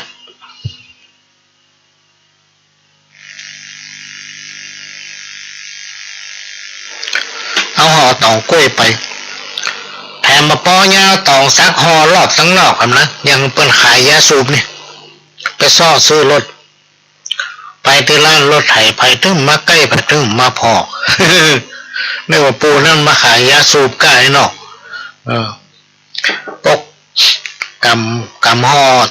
มาตองซักไอ้นอกตั้งในมันมีตองกล้วยแห้งทำรอบหนึ่งพอมาใช้เวลาได้เหมือนกระไดไปน้องตัดหูฟังก็ไปบอกคนในร้านว่าจะเอารถกันเนี้ยเนาะเป็นรถไถซื้อรถไถแล้วก็เข้าไปในโต๊ะของผู้จัดการในที่เป็นขายรถนั่นนะพี่น้องท่านผู้ฟังเตะต่อไม่ซัก เตะต่อกล้วยแห้งโอ้ใบร้อยใบปันว่าพี่น้องท่านผู้ฟังใบ10ใบ20จึงมีกันแล้วเป็นใบร้อยใบปันเป็นมัดอยู่ในหอดหลอง เอาวางโต๊ะผู้จัดการมันกันเท่าใดหน่อยพ่อจะเอา2กันเนี่ยกำนันแวกกันลุ่มมาพี่น้องท่านผู้ฟังเนี่ยกรรมที่คนโบราณเพิ่นว่าไว้หันเปิ้นก้มหน้ามุดมูจะได้เก่าหูดูแขนเศษผ้าขี้ริ้วอาจปกเงินแสน เพียงแต่บ่แม่นหันเจ้าอ้านเนี่ยหันว่าเปิ้นแต่งตัวบ่ดีนะอาจจะไปดูถูกดูแคลนเปิ้นบางทีในกระเป๋าเปิ้นมีเงินเป็นหมื่นพุ่นเฮาแต่งตัวดีผูกเนคไทอีเนาะ มีตังค์สักบาทอ่ะ มันมีนะพี่น้องท่านผู้ฟังอันนี้มาได้รู้ถูกไผ่เนอะมีอยู่เจ้าวันหนึ่งไปเติมน้ำมันเหมือนกันที่ปั๊มน้ำมันพอดีเรามีตังค์นั่งก็เติม300นะมีอยู่คนหนึ่งแต่งตัวดีขนาดพี่น้องท่านผู้ฟังสร้อยเส้นบัลเล่นมาเติมน้ำมันเหมือนกันเติม50 บาท เนี่ยเขาจะพอคนบัดได้นะพี่น้องท่านฟังพอกระเปืองนอกบัดได้บางทีเพิ่นแต่งตัวบัดดีนุ่งผ้าธรรมดามาใส่เกือกผ้าใบปุ๊ดเถอะ บางทีเพิ่นเป็นเศษผ้าขี้ริ้วอาจปกเงินแสนเพียงแต่บ่แม่นหันเจ้าอันเนี่ยกรรมหนึ่งเมียมานับถือผัวระบบรักษาความปลอดภัยที่คุณมั่นใจมีหรือยังเพื่อรับมือกับโลกที่เปลี่ยนแปลงไปถึงมีคำกล่องเต้าหัวก็มด ผัวเมียถ้ามันนับถือกันนะพี่น้องท่านผู้ฟังมีอย่างก็หมดผัวมันนับถือเมียมีแก้วแหวนเงินคำเต็มลำเหือก็บักค้างหมดนี่เป็นกรรมเก่าตึงผัวตึงเมียต้องเคารพนับถือกันนะพี่น้องท่านผู้ฟังมาถึงขั้นว่าต้องไปก้มกราบกันนะ บางคนนี่กราบเมียลูกก่อนจะนอนกราบเมียก่อนเมียเป็นเจ้าอ่ะ ฝ่ายเมียจะนอนก็กราบผัวก่อนนะธรรมดาคนโบราณสมัยก่อนเนี่ยพี่น้องท่านผู้ฟังไม่ยิงเนี่ยต้องรับเลิกนอนหลังผัวเนาะแล้วก็ลูกเจ้าลูกก่อนผัวเพื่อไปนึ่งเข้าดังไฟแง่กินเนี่ยส่วนไฟหัวใจนี่เมื่อวันต้องไปแง่การเลยพี่น้องท่านผู้ฟังแง่การสับปะไม่ว่าจะเป็นการในบ้านการทุกอย่างนะเป็นหน้าที่ของหัวใจแม่ยิงนี่เป็นแม่บ้านนั่นแหละมันต้องในแง่อย่างอันเนี้ยสมัยก่อนนะเปิ้นจะถือเปิ้นจะไปมีกุศโลบายว่าเมียมันนับถือผัวมีคำกล่องเต้าหัวก็มดถ้าผัวมันนับถือเมียมีคำเต้าลำเหือก็บักค้างอันเนี้ยพี่น้องท่านผู้ฟังมันเป็นกุศโลบายที่สอนคนว่าเป็นผัวเป็นเมียจะต้องซื่อสัตย์และก็เคารพนับถือกันถ้าบักเคารพนับถือกันนะพี่น้องท่านผู้ฟังมีอย่างก็บ่เหลือมีอย่างก็บ่ค้าง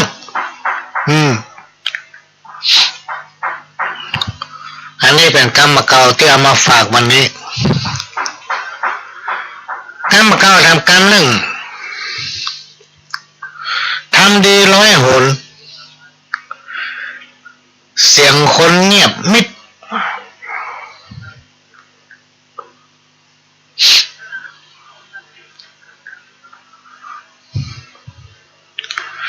ทำดีร้อยหนเสียงคนเงียบมิด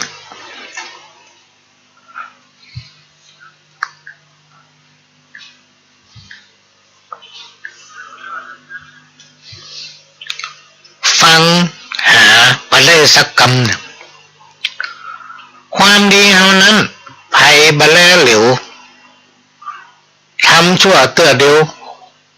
คนเล่าถึงบ้านทำดีร้อยหนเสียงคนเงียบมิดฟังหาไปได้กำเดียว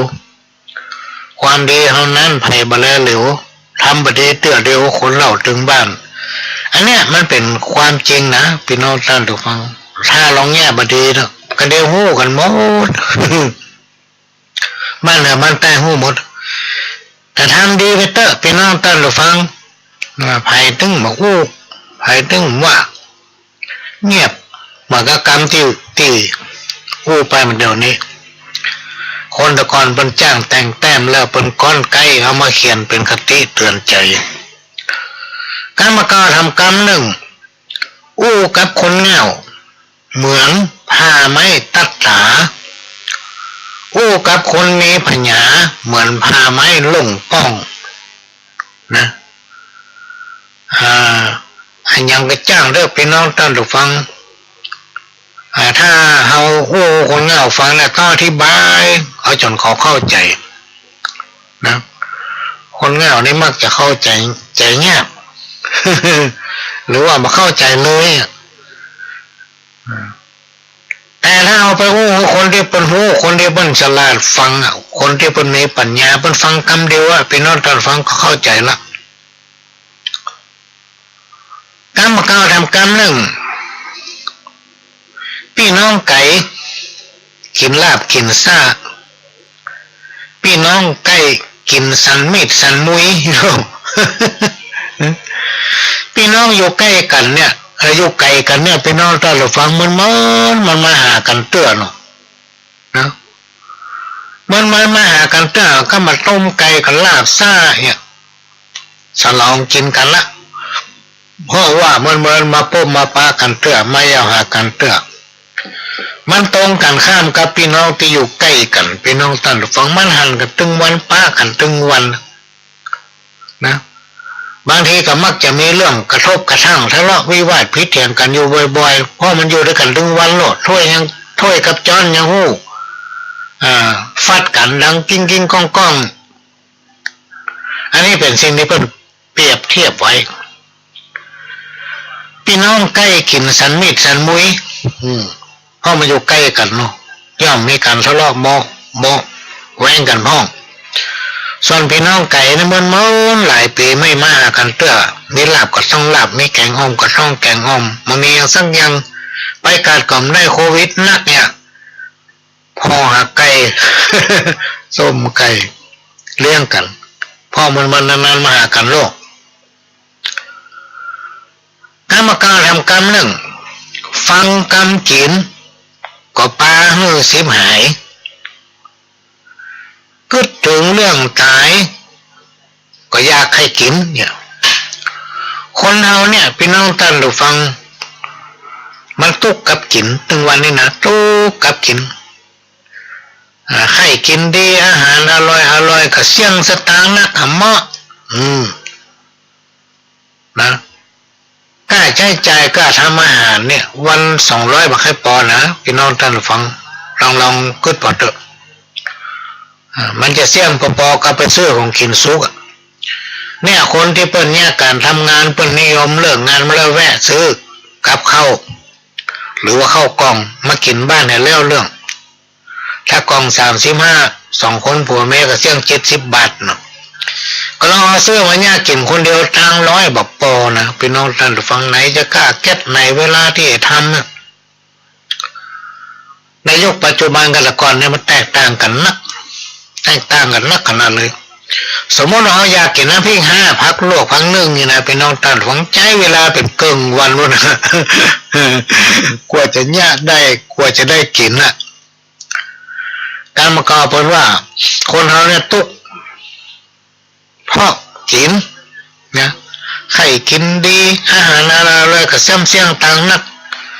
เมื่อมาเกิดถึงวันตายบ่เหมือนคนเราต้องตายเหมือนกันนะก็ต้องกินนะพี่น้องท่านฟังกินติ๊กๆคนเราว่ากินเมื่อใจยั้งกินเมื่อดังสับเขาเกิดว่ากินติ๊กๆเพราะว่าเหมือนก็ตายล่าพระเจ้าไปอย่างได้ เอาอย่างไปก็ไม่ได้สักอย่างอะไรที่เขามักเนี่ยเขาด่าหันเข้าจะดีเอามาวางหลังร่องข้อร่องเอากินข้าวเลยเนยฮะ เอาอย่างโตเลยสักอย่างการมาก็ทำการเรื่องพี่น้องท่านผู้ฟังความทุกข์ของคนในสมัยโบราณแต่ก่อนสมัยที่ยังบ้านเมืองยังไม่ค่อยเจริญนะพี่น้องท่านผู้ฟังความทุกข์มีแบบกี่อย่างความทุกข์ของคนเราในสมัยก่อนนั้นมีแบบกี่อย่างพี่น้องท่านผู้ฟังมีทุกข์พ่อลูกตายจากทุกข์เพราะว่าเมียพากลาไปทุกข์เพราะว่าอยู่ห่างไกลวงศาพี่น้องทุกข์พ่อไปค้าขายของมาหมดนี่ไปค้าไปขายยังก็มีไปซื้อเหลืออยู่เก่าเนี่ย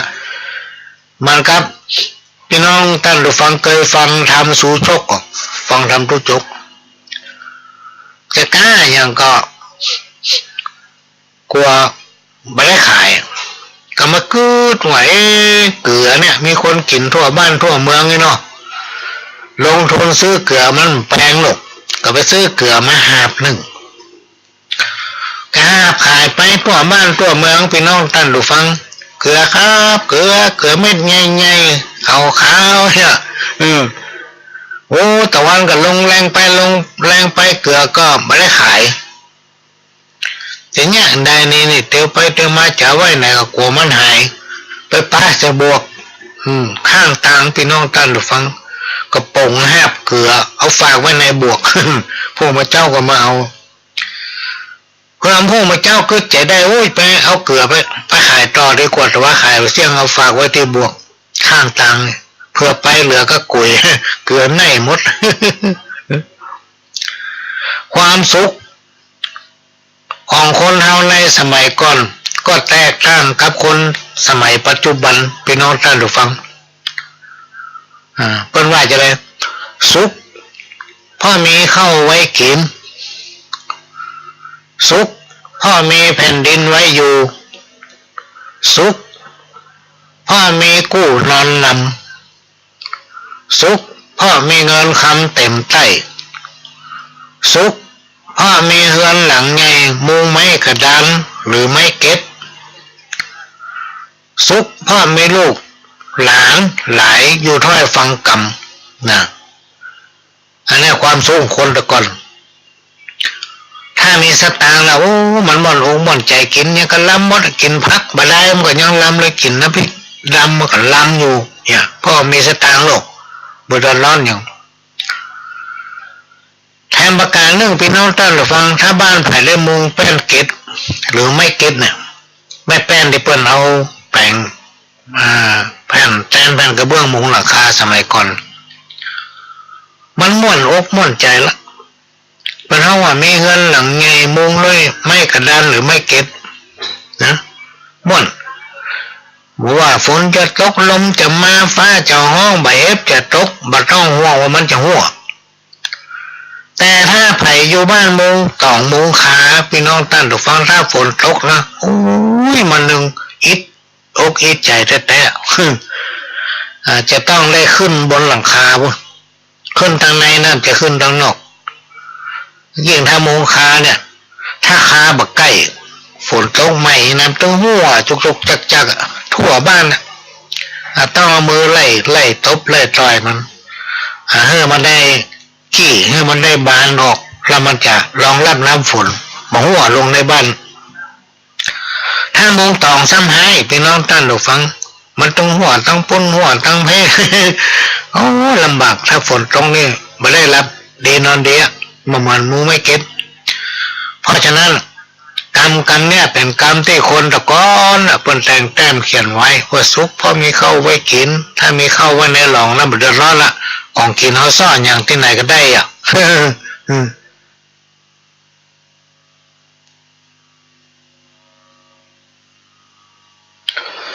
การมาเก่าที่เป็นว่าไว้เนี่ยมันมีแต่นะพี่น้องท่านผู้ฟังสุขพ่อมีข้าวไว้กินสุขพ่อมีแผ่นดินไว้อยู่เอามีแผ่นดินนะพี่น้องท่านผู้ฟังแผ่นดินนั่นเป็นที่เฮาเนี่ยเฮาที่หามาด้วยลำแข้งลำขาหรือเอาเพื่อทางเอาสมัยก่อนนี่นะไผมีความขยันบันเพียรก็มีตีนักหรอกเอามีแผ่นดินไว้อยู่ที่กินเขาซอกกินตาหน้านะแล้วหำอันนึงคือสุขเพราะมีกู้นอนนำมีกู้คิดกู้ข้างไงพี่น้องท่านผู้ฟังมีกู้คิดกู้ข้างนะสุขเพราะมีคำเต็มใต้สุขเพราะมีบ้านหลังใหญ่มุงไม่เก็บสุขพ่อมีลูกหลานอยู่ถ้อยฟังกรรมอันนี้สำคัญพี่น้องท่านผู้ฟัง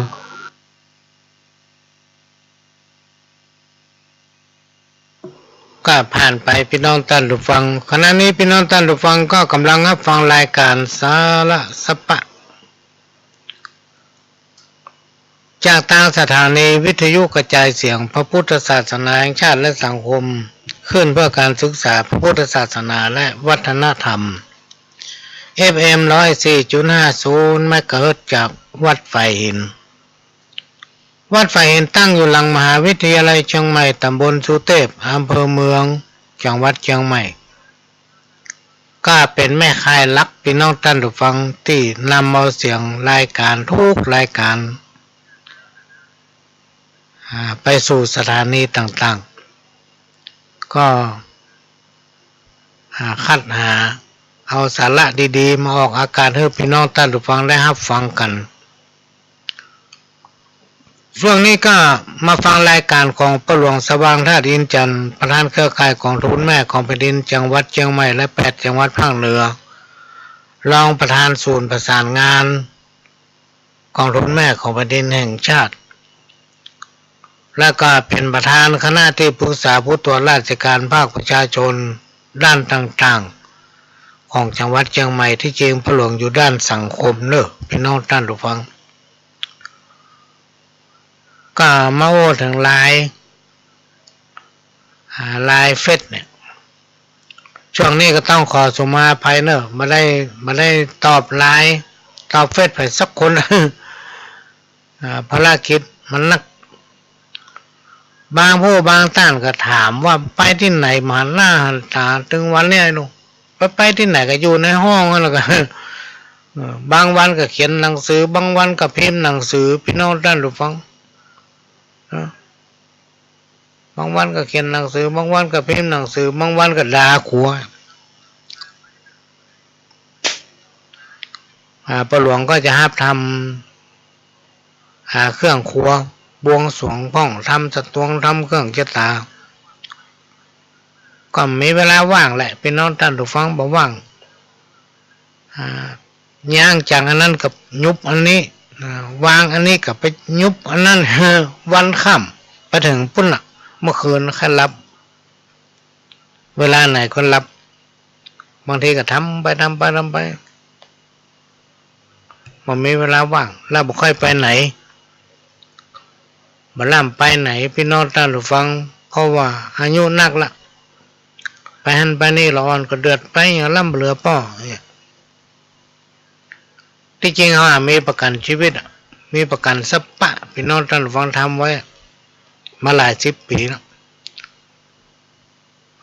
แบบว่าเขาขับรถไปน้ำมันหมดที่ไหนประกันตัวแทนประกันไปซวยหาหันเนาะ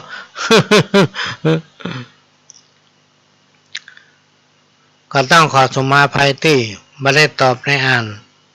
ถึงไลน์ถึงเฟซไม่ได้รังเกียจไปสักคนเนื่องจากภาระเวลามันจำกัดแล้วเวลาไปหันไปนี่พ่อหลวงนี่เป็นคนขี้ลืมถ้าบัตันได้ตักหรือว่าไม่ได้ตักไผ่เนี่ย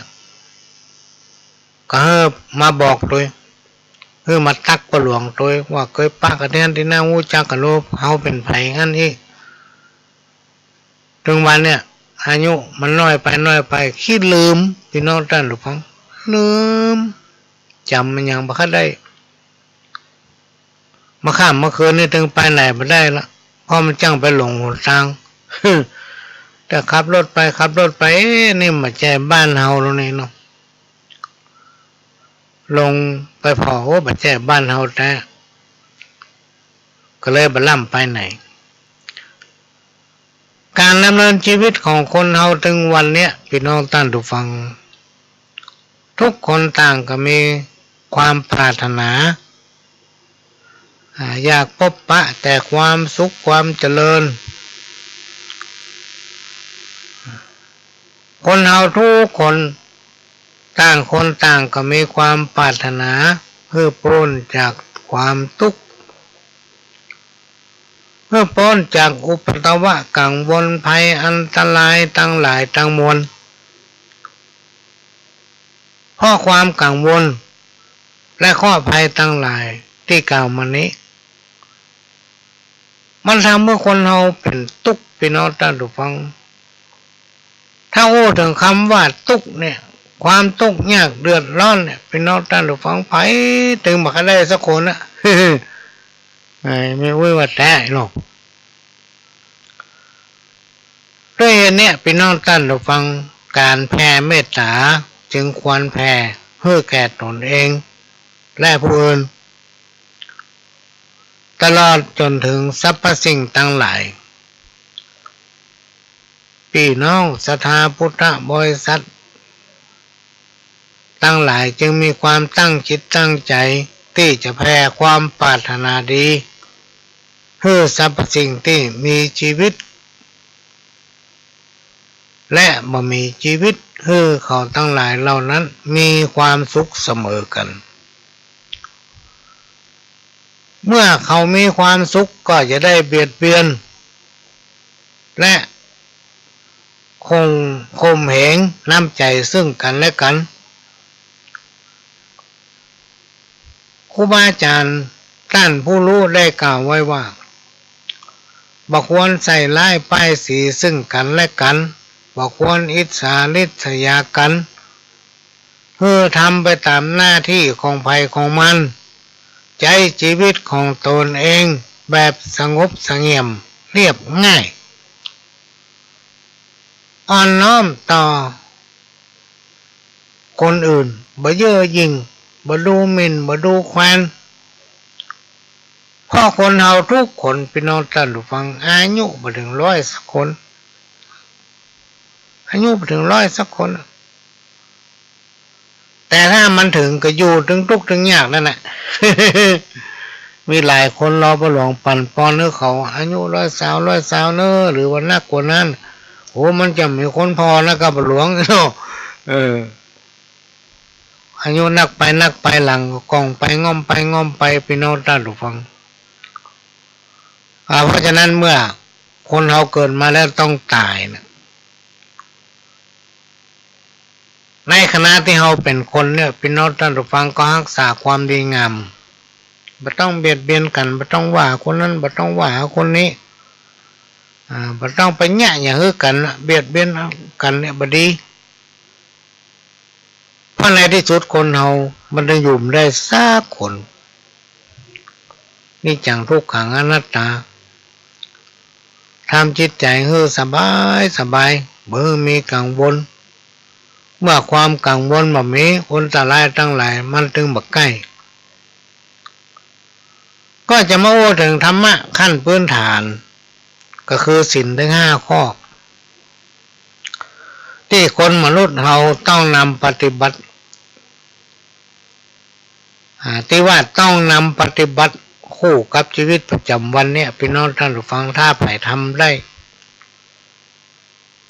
จักพบปะแต่ความสุขความเจริญก้าวหน้ายิ่งขึ้น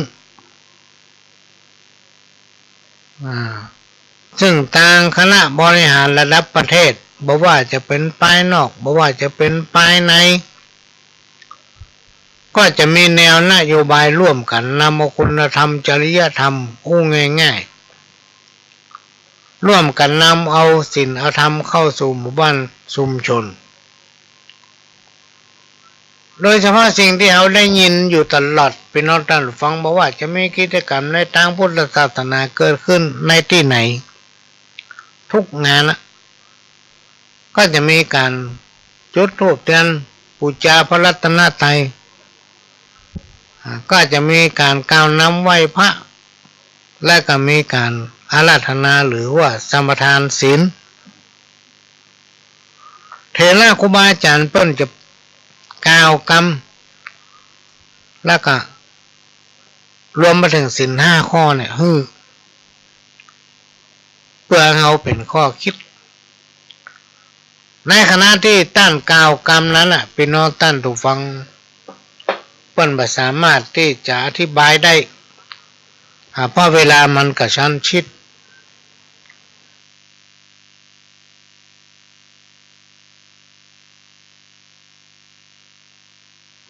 ก็จำเป็นที่เราคนดีเจ้าพุทธเราทั้งหลายเนี่ยจะต้องมาขยายความกันเอง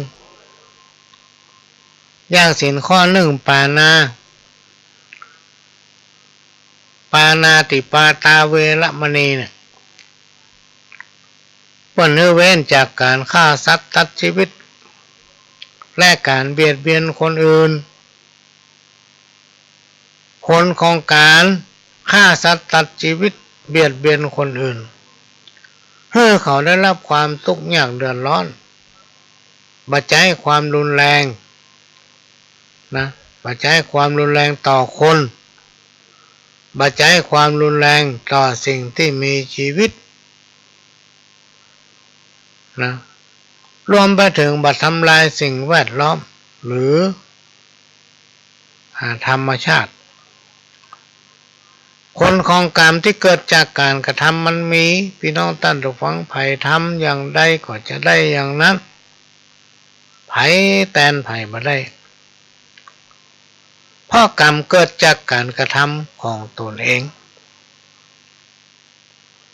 ข้อที่2อาทินนาเว้นจากการลักทรัพย์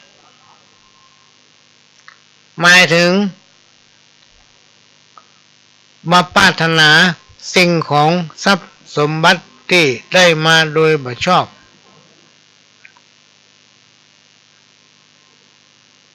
นะที่ปัจจัยของเขาได้มาโดยบ่ชอบจากการทุจริตจากการคอร์รัปชันจากการที่ไปกินหัวคนอื่นเอาเปรียบคนอื่น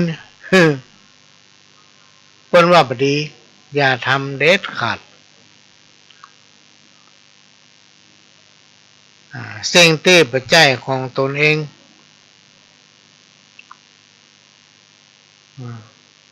บดีเอาเป็นสิ่งที่สังคมรังเกียจผิดถึงกฎหมายผิดถึงข้อศีลธรรมนะ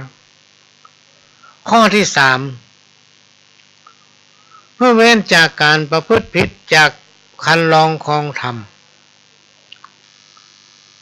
ศีลข้อนี้ว่าด้วยการบัจจัยความรุนแรงในครอบครัวฮือชื่อตรงต่อกันทำตนเองฮือเป็นตัวอย่างแก่ลูกแก่หลานและคนในครอบครัวซึ่งเป็นการส่งเสริมให้สถาบันครอบครัวอยู่เย็นเป็นสุขพี่น้องท่านทุกท่านมีความรักมีความอบอุ่นมั่นคงให้เกียรติและเคารพในคู่ครองของตนศีลข้อที่สามเนี่ยเป็นหลักประกันของความมั่นคง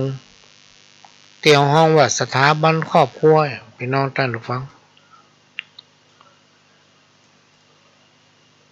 ถ้าซื่อสัตย์ต่อกันหิมากล้าขึ้นถ้าบ่ซื่อใส่กันเนี่ยหิมาตะไดก็บ่เคินบักครั้ง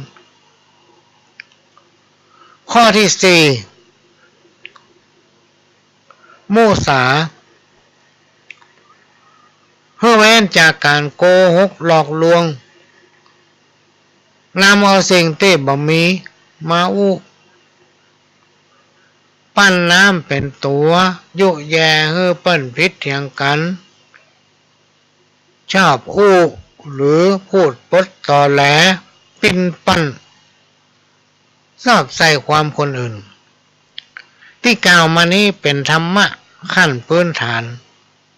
ที่ขยายความได้ง่ายถ้าภายนำปฏิบัติพี่น้องท่านฟังก็จะทำให้ตนเองบังเกิดความร่มเย็นมีความเจริญก้าวหน้านะมีความเจริญก้าวหน้าบอกว่าคนหรือผีสางนางไหมจักคุ้มครองรักษาเมื่อตกทุกข์ได้ยากได้รับความเดือดร้อนก็จะผ่านพ้นอุปสรรคปัญหานั้นไปได้นะอันนี้เป็นความจริงพี่น้องท่านฟังสมัยก่อนเนี่ยประหลวงยังเถียงครูบาอาจารย์อู้แก้กรรม ว่าไม่เป็นไปได้อย่างไรเนาะ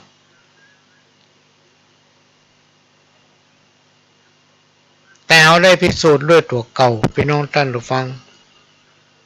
เวลาเขาอิดอกอิดใจพบกับความทุกข์ความยากบางครั้งนี่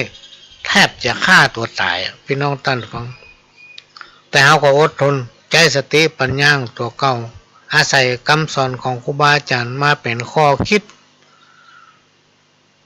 และก็ผ่านพ้นสิ่งเลวร้ายต่างหลายเหล่านั้นได้ประการสำคัญพี่น้องท่านผู้ฟังเขาจะต้องปรับพฤติกรรมและมีการพัฒนาตนเองเพื่อยึดหลักความขยันหมั่นเพียรถ้าเรามีความขยันหมั่นเพียรพี่น้องท่านผู้ฟังสักพักหนึ่งระยะหนึ่งสามารถที่ตั้งตัวเองได้แต่คนเราเนี่ยพี่น้องท่านผู้ฟังถ้าว่าเขาสุดลง เขาพบปะกับอุปัตวะกังวลความทุกข์ยากเดือดร้อนมันจะใช้เวลาทำสักระยะหนึ่งก็คืออดทนและต่อสู้ดิ้นรนทำในสิ่งที่ดีสิ่งที่ถูกต้องโดยบ่เบียดเบียนไผผู้ใดผู้หนึ่งสักวันหนึ่งพี่น้องท่านผู้ฟังจะพ้นวิกฤตนั้นความทุกข์ยากเดือดร้อนทั้งหลายเนี่ยจะผ่านพ้นไปได้มันถึงมาใกล้ทำซ้ำมันกลัวแม้ว่ามันจะปฏิบัติยากหน่อยนะพี่น้องท่านฟังให้อดทนสมัยก่อนเนี่ยปู่หลวงก็ไปเชื่อก็ไปเถียงไปแก้กรรมครูบาอาจารย์เปิ้นแต่ต่อมาเอาทำมารู้สึกว่ามีความสำเร็จเพราะฉะนั้นก็เลยมีความเชื่อว่าบาปบุญคุณและโทษนะมันมีคำสอนในทางพุทธศาสนาเนี่ยพี่น้องท่านผู้ฟังมันใหม่อยู่เสมอมันบักเก่าบักค่ำคือถ้าภายนำปฏิบัติเป็นข้อคิดนะให้เคียงคู่กับการประกอบการทำมาหากินหรือสัมมาอาชีพของตนเองจะทำให้อยู่เย็นเป็นสุขพ้นจากสิ่งเลวร้ายอย่างต่างๆสินข้อที่5เว้นจากการดื่มน้ำเมาและสิ่งเสพติดหือโทษสินข้อนี้มันทำเมื่อคนเราขาดสติพี่น้องท่านผู้ฟังการดื่มน้ำเมาเนี่ยมันทำเมื่อคนเราขาดสตินะกินนักเข้ามันทำเมื่อเกิดโรคเกิดพยาธิ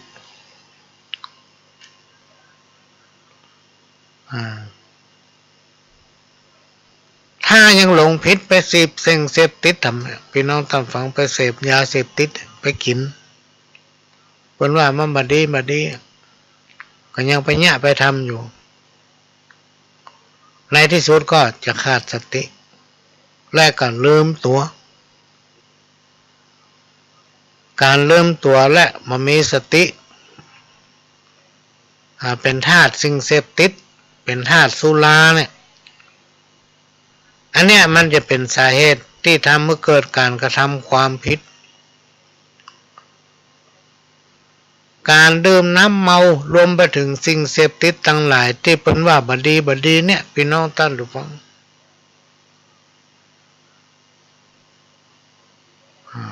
นอกจากมันจะมีผลโดยตรงต่อสมองหรือสติมันยังมีผลต่อร่างกายเป็นที่มาของโรคร้ายต่างๆนะแล้วก็ที่สำคัญที่สุดคือสังคมรังเกียจโดยเฉพาะขี้เหล้าขี้ยานะโอ้หมอนี่มันเสพยาผ่านถึงบักไก่พี่น้องท่านทุกคนคนนึกว่ามันบดี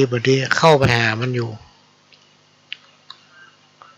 สิ่งที่บดีตั้งหลายเหล่านี้อยู่ในธรรมะขั้นพื้นฐานในศีลถึง5 ข้อเนี่ยเพียงแต่ว่าเพิ่นมามีเวลาที่อธิบายขยายความเนาะอย่างละอ่อนถึงวันเนี่ยมันฟังมันหูนะศีล5 ข้อมีอย่างพ้องแต่มันไม่ได้ขยายความให้เขาได้เข้าใจเขาก็ว่าศีล 5นะสิ่งที่เข้าสู่จิตสู่ใจนั่นมีเพราะฉะนั้นธรรมะขั้นพื้นฐานหรือศีล 5 ข้อนี้สอนให้คนเฮาบริโภคคือกินแล้วก็ปฏิบัติตนอย่างมีสติเป็นต้นว่าบริโภคอาหารบริโภคทรัพย์นะบริโภคอำนาจอย่างมีสตินะเราจะต้องคิดถึงความสำคัญในการดำรงชีวิตประจำวันของเรา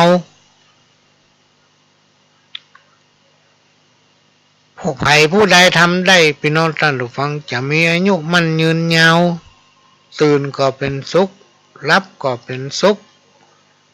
โรคภัยไข้เจ็บข้อร้ายก็มาเบียดเบียนธรรมะขั้นพื้นฐานนี้เป็นเครื่องเตือนสติคือคนเฮาทุกคนอยู่อย่างมีสติและก็ทำตามหน้าที่ของภัยของมันประพฤติปฏิบัติตนให้ถูกต้องหากฝ่ายผู้ใดทำได้จะทำให้วิบากกรรมต่างๆลดน้อยแล้วก็จางหายไปอันนี้ก็เป็นสิ่งที่นำมาฝากเนอะพี่น้องท่านผู้ฟังไม่ใช่เอามาสอนเอามาฝากครูอาจารย์เถระเปิ้นก็จะนำเอาสิ่งดีๆมาอธิบายให้หมู่เฮาฟังพี่น้องท่านผู้ฟังเขาจะฟังบ่ฟังก็เป็นนำเรื่องนึงฟังแล้วจะนำปฏิบัติมานำปฏิบัติก็เป็นนำเรื่องนึงแต่ถ้าภายนำเอาสิ่งดีๆไปปฏิบัตินำคิดคู่กับชีวิตประจำวันไปเป็นวันเนี่ยพี่น้องท่านผู้ฟังท่านจะอยู่เย็นเป็นสุขกรรมข้าวของคนเฒ่าคนแก่ที่เป็นว่าไว้เป็นว่าอันมนุษย์สาจีวาอยู่ไสล้วนบอดบ้าใบอยู่ในสงสารบ่ฮอนจังหู้อยู่ห้าสถานตัวจักกรวาลไผ่ขานบอกได้อายุสังขารยืนนานแต่ใบอยู่เมินเพียงใดไผ่หูจักตายเป็นหยังโดนกังลากคู่รับตื่นยืนอู้ดิ้นไปทำอันมืดนักจักตายวันไหนตายเวลาใดเจ้าขวายบ่ายล่าตายแล้วไปไหนจักข้องแวะนรกสวรรค์ชั้นใดห้าสถานนี้เป็นที่สงสัยมีไผ่คนใดจักไขบอกได้หู้กล้าตะว่าวันนี้ยังเฝ้าวันพุกคนเฮาไปหู้ด้วยเหตุนี้แหละหมู่เฮาตั้งหลายอย่าได้คุดคู่ประมาทอยู่ได้ไปวันเห่งสร้างบุญกันไว้เพื่อได้ไปสวรรค์เพื่อถึงนิพพานในวันปลายหน้าอันนี้ก็เป็นกรรมเก่าที่คนเฒ่าเล่าไว้พี่น้องท่านฟังก็มาอ่านมาเล่าให้ฟัง ขณะนี้พี่น้องท่านฟังก็กำลังรับฟังรายการสาระสปะร้อยอ่านปันเรื่องสปะเรื่องนำมาเล่ามาโอ้สู้กันฟังมาแจ้มาสอนเนอะพี่น้องท่านฟังซึ่งส่วนนักก็จะเป็นหลักธรรมเนี่ยที่เอามาอู้เพราะว่าประหลวงใหญ่มากับวัดพี่น้องท่านฟัง มีคนขอเพลงมาจัดหลายมาจ้างเปิดให้ฟังเพราะโดยปกติแล้วประหลวงก็บ่ล่ำฟังเพลงซักเตือกพี่น้องท่านฟังอยู่บ่ได้มานั่งฟังเพลงนี่บ่เคยมีเพราะฉะนั้นจะมีเฉพาะหลักธรรมคำสอนเนี่ยจะจำไว้เรามาอู้ให้ฟังพอได้นำมาปฏิบัติแล้วหันว่ามันดีนะอย่างสิ่งแวดล้อมเนี่ยพี่น้องท่านฟังบางทีธรรมชาติก็ทำให้เรามีความทุกข์นะธรรมชาติก็ทำให้เราเกิดความทุกข์ได้เป็นต้นว่าภัยพิบัติทางธรรมชาติฟ้าห้องฝนตกน้ำท่วมลมหลวงเนี่ยประเด็นนี้มีข่าวว่าจะมีพายุถ้ามีฝนนี่ก็ยังแควนหน่อยก็ไม่เส้นหญ้าจะได้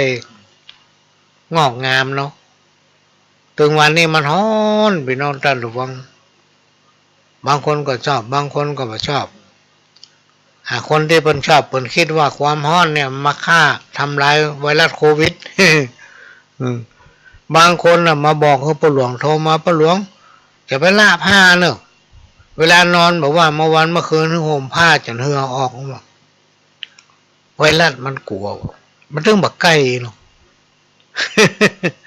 อันนี้ก็ ปั่นอู้มากะมาอู้ต่อยอ่ะพี่น้องท่านผู้ฟัง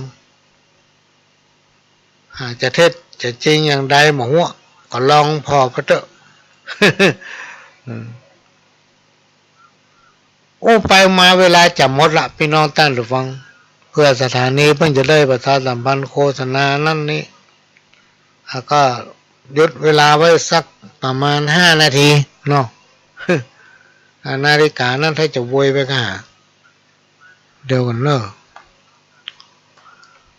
ปหลวงก็จะขอนำรายการนี้จากพี่น้องท่านผู้ฟังไปก็มาปะกันใหม่ปุ้น5 โมงแมลงปะขามรอบหนึ่ง